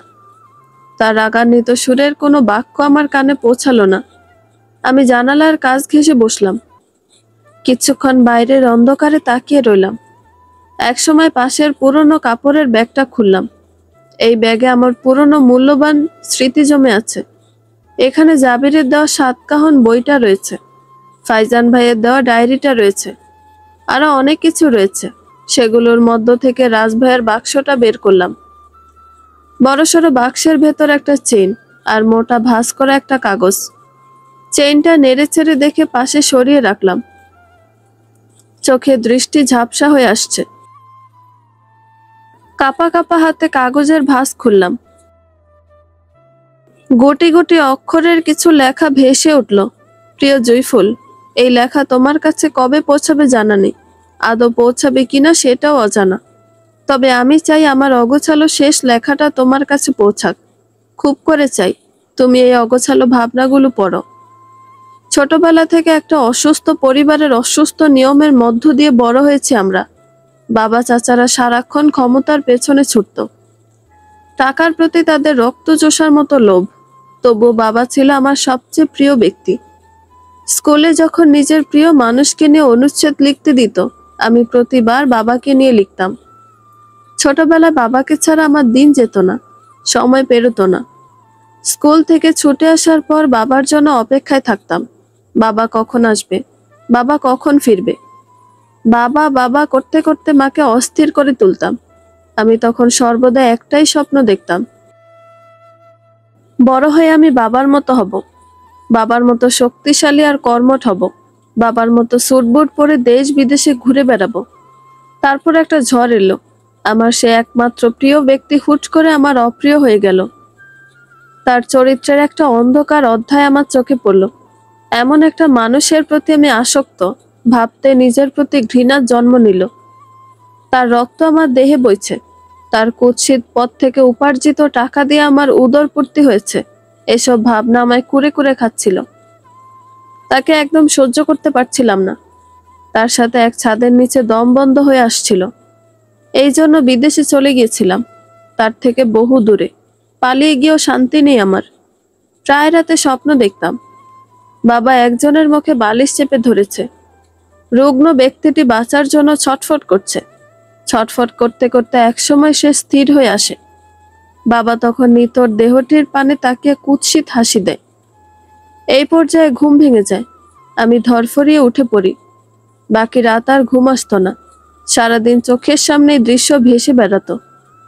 বারবার বাবার ভয়ঙ্কর মুখটা মনে পড়ে যেত। একসময় দেশে ফেরার সিদ্ধান্ত নিই। দেশে ফিরেছিলাম বিয়ে করার জন্য। অনলাইনে একটা লেখা পড়েছিলাম, রাজনীতির কোনো এক বড় কর্মকর্তার কাজের মেয়ের সাথে অবৈধ সম্পর্ক ছিল। সেটা প্রকাশ্যে আসার পর কাজের মেয়েটাকে বিয়ে করতে বাধ্য হয়েছে। এতে করে অনেক সমালোচনার মুখে পড়ে। তার সম্মান ক্ষুণ্ণ হয়। বাধ্য হয়ে সে রাজনীতির গুরুত্বপূর্ণ পদ থেকে পদত্যাগ করে। আমি ভেবে রেখেছিলাম বাবাকে কষ্ট দেওয়ার জন্য বিয়ে করব। এমন একজনকে বিয়ে করব যেন বাবা কষ্ট পায়, খুব বেশি কষ্ট পায়। তার সব সম্মান, অহংকার যেন ধুলোয় মিশে যায়। দেশে ফেরার পর সেদিন রাতের বেলা প্রথম বাসায় পা রাখি। তোমায় তখন ঠিকঠাক মতো খেয়াল করিনি। পরের কিছুদিন তোমায় পর্যবেক্ষণ করলাম, গতিবিধি লক্ষ্য করলাম। ভেবে দেখলাম তোমায় বিয়ে করা যায়, কষ্ট করে আর অন্য কাউকে খুঁজতে হবে না। সেই জন্য নিজের স্ট্যাটাস ভুলে তোমার সাথে কথা বলার চেষ্টা করতাম, ভাব জমানোর চেষ্টা করতাম। এই পর্যন্ত ঠিক ছিল, কিন্তু সেদিন সন্ধ্যায় তোমার চুমু খাওয়ার পর আমার ভেতর কিছু একটা হয়ে গেল। বড়সড় কোনো পরিবর্তন ঘটে গেল। সেদিন সন্ধ্যায় আমার অজান্তে বুকের ভেতর আস্তে এক জুঁই ফুলের চারা গাছ জন্ম নিল। আস্তে আস্তে সে গাছে ডালপালা গজিয়ে বিস্তৃত হয়ে গেল। যখন বিষয়টা আবিষ্কার করলাম, তখন বুকের ভেতরে জুঁই ফুলের চারা গাছটার যত্ন নিতে লাগলাম। তখন থেকে তোমার সবকিছু আমার ভালো লাগতে লাগলো। সব মানে সব। তোমার হাঁটা চলা, কাজ করা, কথা বলা, তোমার গম্ভীর ভাব, সব ভালো লাগতে লাগলো। কিন্তু আমার বুকের ভেতরে লালন করা সে গাছে ফুল ফোটার আগেই তুমি হারিয়ে গেলে, অন্য কারো হয়ে গেলে। এই দুঃখ কোথায় রাখবো? সামান্তার বৌবাদ থেকে বাসায় ফিরে যখন শুনলাম তোমার বিয়ে হয়ে গেছে, কয়েক মুহূর্তের জন্য থমকে গিয়েছিলাম। নিঃশ্বাস আটকে আসছিল। পাথরের মতো দাঁড়িয়েছিলাম। কিছুতেই বিশ্বাস হচ্ছিল না। সালেহা খালা যখন কেঁদে উঠল, তখন সবটা বুঝে গেলাম। দৌড়ে নিজের রুমে ঢুকে দরজা বন্ধ করে বসে রইলাম। সেই প্রথম কাউকে হারানোর যন্ত্রণা অনুভব করলাম। প্রিয় মানুষটাকে চিরতরে হারিয়ে ফেলার কষ্ট অনুভব করলাম। অসহ্যকর যন্ত্রণায় বুকের ভেতর পুড়ে উঠছিল। বুকের গহীনের যে জায়গাটাতে স্নিগ্ধ সবুজের বাস ছিল, সেখানে দাউ দাউ করে আগুন জ্বলছে যেন। সেই দগ্ধ বুক নিয়ে কান্না করলাম। বহু বছর পর আবার হাউমাউ করে কাঁদলাম। একসময় মনে হলো বাড়িতে আগুন ধরিয়ে দিব, সবকিছু শেষ করে ফেলবো, ধ্বংস করে দিব সব। হঠাৎ অন্য কথা মনে পড়লো। মনে হলো তুমি হয়তো অন্য কারো কাছে বেশি ভালো থাকবে। এখানে থাকতে গেলে তুমি সম্মান পেতে না। কেউ তোমায় বাড়ির বউ বলে যোগ্য সম্মান দিত না। সবাই তোমায় কাজের মেয়ে ভেবে যেত, সময়ে অসময়ে অসম্মান করত। তার চেয়ে বুঝি তুমি অন্য কারো সাথে ভালো থাকবে। কিন্তু আমার ধারণা ভুল। সেদিন হাসপাতালে তোমায় দেখে আমি খুব করে বুঝে গেলাম তুমি ভালো নেই। জয়ফুল, আমিও ভালো নেই। এই পৃথিবীতে একটা মাত্র নারীকে আমি ভালোবেসেছিলাম, সে আমার হয়নি। কোনো দিন আর আমার হবে না। কোনো দিন আর তার দেখা পাবো না, তার কথা শুনতে পাবো না, তার সান্নিধ্য পাবো না। আমি ভালো থাকি কি করে জানো? তোমায় নিয়ে আমি এক বুক স্বপ্ন দেখেছিলাম। আমাদের ছোট্ট সংসার হবে, আলাদা সংসার, যে সংসার দুজন নিজের মতো করে সাজাবো। 2-3টে পুচকে পুচকে বাচ্চা হবে। তারা হই হই করে সারাক্ষণ দৌড়ঝাঁপ করবে। দিন শেষে তুমি আমার একমাত্র আশ্রয় হবে। তোমার কাছে আমি আমার সমস্ত দিনের ক্লান্তির গল্প মেলে ধরবো। তোমার আঙুল আঁকড়ে বৃদ্ধ বয়সে সন্ধ্যা নামাবো। তার হলো কোথায়? একটা জীবন্ত জুঁই-ফুলের অভাব আমার বুকের কোণে সারা জীবন থেকে যাবে। তোমার যেটা জানানোর জন্য আজকের লেখা। আমি খুব তাড়াতাড়ি বিদেশ চলে যাচ্ছি, চিরদিনের জন্য। আর কখনো ফেরা হবে না। একই শহরে তুমি অন্য কারো বুকে মাথা রাখছো, এটা ভাবতে মাথা ঘুরে যায় আমার। সবকিছু ধ্বংস করে ফেলতে ইচ্ছে করে। পর মুহূর্তে নিজেকে সামলে নেই। জীবনের সমীকরণগুলো বড্ড জটিল। যা হয়েছে মেনে নিয়েছি। দোয়া করি তুমি ভালো থাকো, সুখে থাকো। আমার দোয়া কবুল হবে, হবে না? পৃথিবীর সবার কাছে কি সবাই সুখী হয়? সবার কাছে কি সবাই ভালো থাকতে পারে? পারে না। একজন নির্দিষ্ট মানুষ ছাড়া, একজন নির্দিষ্ট মানুষের শীতল স্পর্শ ছাড়া অন্যজন ভালো থাকতে পারে না। তুমি তোমার প্রথম ভালোবাসা রাফিকে হারিয়ে ভালো নেই। আমি আমার ভালোবাসা ছাড়া ভালো নেই। সামান্তা এত সম্পদ আর প্রাচুর্যের মধ্যে থেকেও ভালো নেই। আর ফাইজান, তার মতো সৎ, একনিষ্ঠ, দায়িত্ববান ছেলেটাও ভালো নেই। জাবিরের কথা খুব মনে আছে তোমার, তাই না? ছেলেটাও ভালো নেই। একদিন রাতের বেলা আমার রুমে এলো। দীর্ঘ সময় নিঃশব্দ থেকে একসময় বলল, রাজ ভাইয়া, সিগারেট হবে? জাবির যে তোমার প্রতি দুর্বল, সেটা অনেক আগে জানতে পেরেছি আমি। অনেক আগে এক দুপুরবেলা লুকিয়ে আমাদের রান্নাঘরের পাশে তোমার রুমটাতে ঢুকেছিলাম।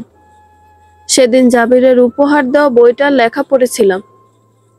ছেলেটা ভালো নেই, তার ভালোবাসা ভালো নেই। দিন শেষে আমরা কেউ ভালো নেই। কারো ভালোবাসা ভালো নেই। সবার ভালোবাসা অসুস্থ। এ অসুস্থতা থেকে আরোগ্য লাভের উপায় নেই। অনেকটা বেলা হয়ে গেছে যে, এখন রাত হলে আমি ছটফট করি।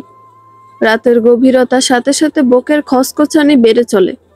হৃদয়ে গেঁথে থাকা সূক্ষ্ম এক কাঁটা নড়াচড়া করে ওঠে। যন্ত্রণা হয়। আমি খুব করে টের পাই, এই নিষ্ঠুর পৃথিবীতে ভালোবাসারা ভালো নেই। ইতি, তোমার অপ্রিয় একজন। বন্ধুরা, গল্পটি ভালো লেগে থাকলে একটা লাইক করে দিবেন এবং গল্প সম্পর্কে কোনো মতামত জানানোর থাকলে কমেন্ট করতে পারেন।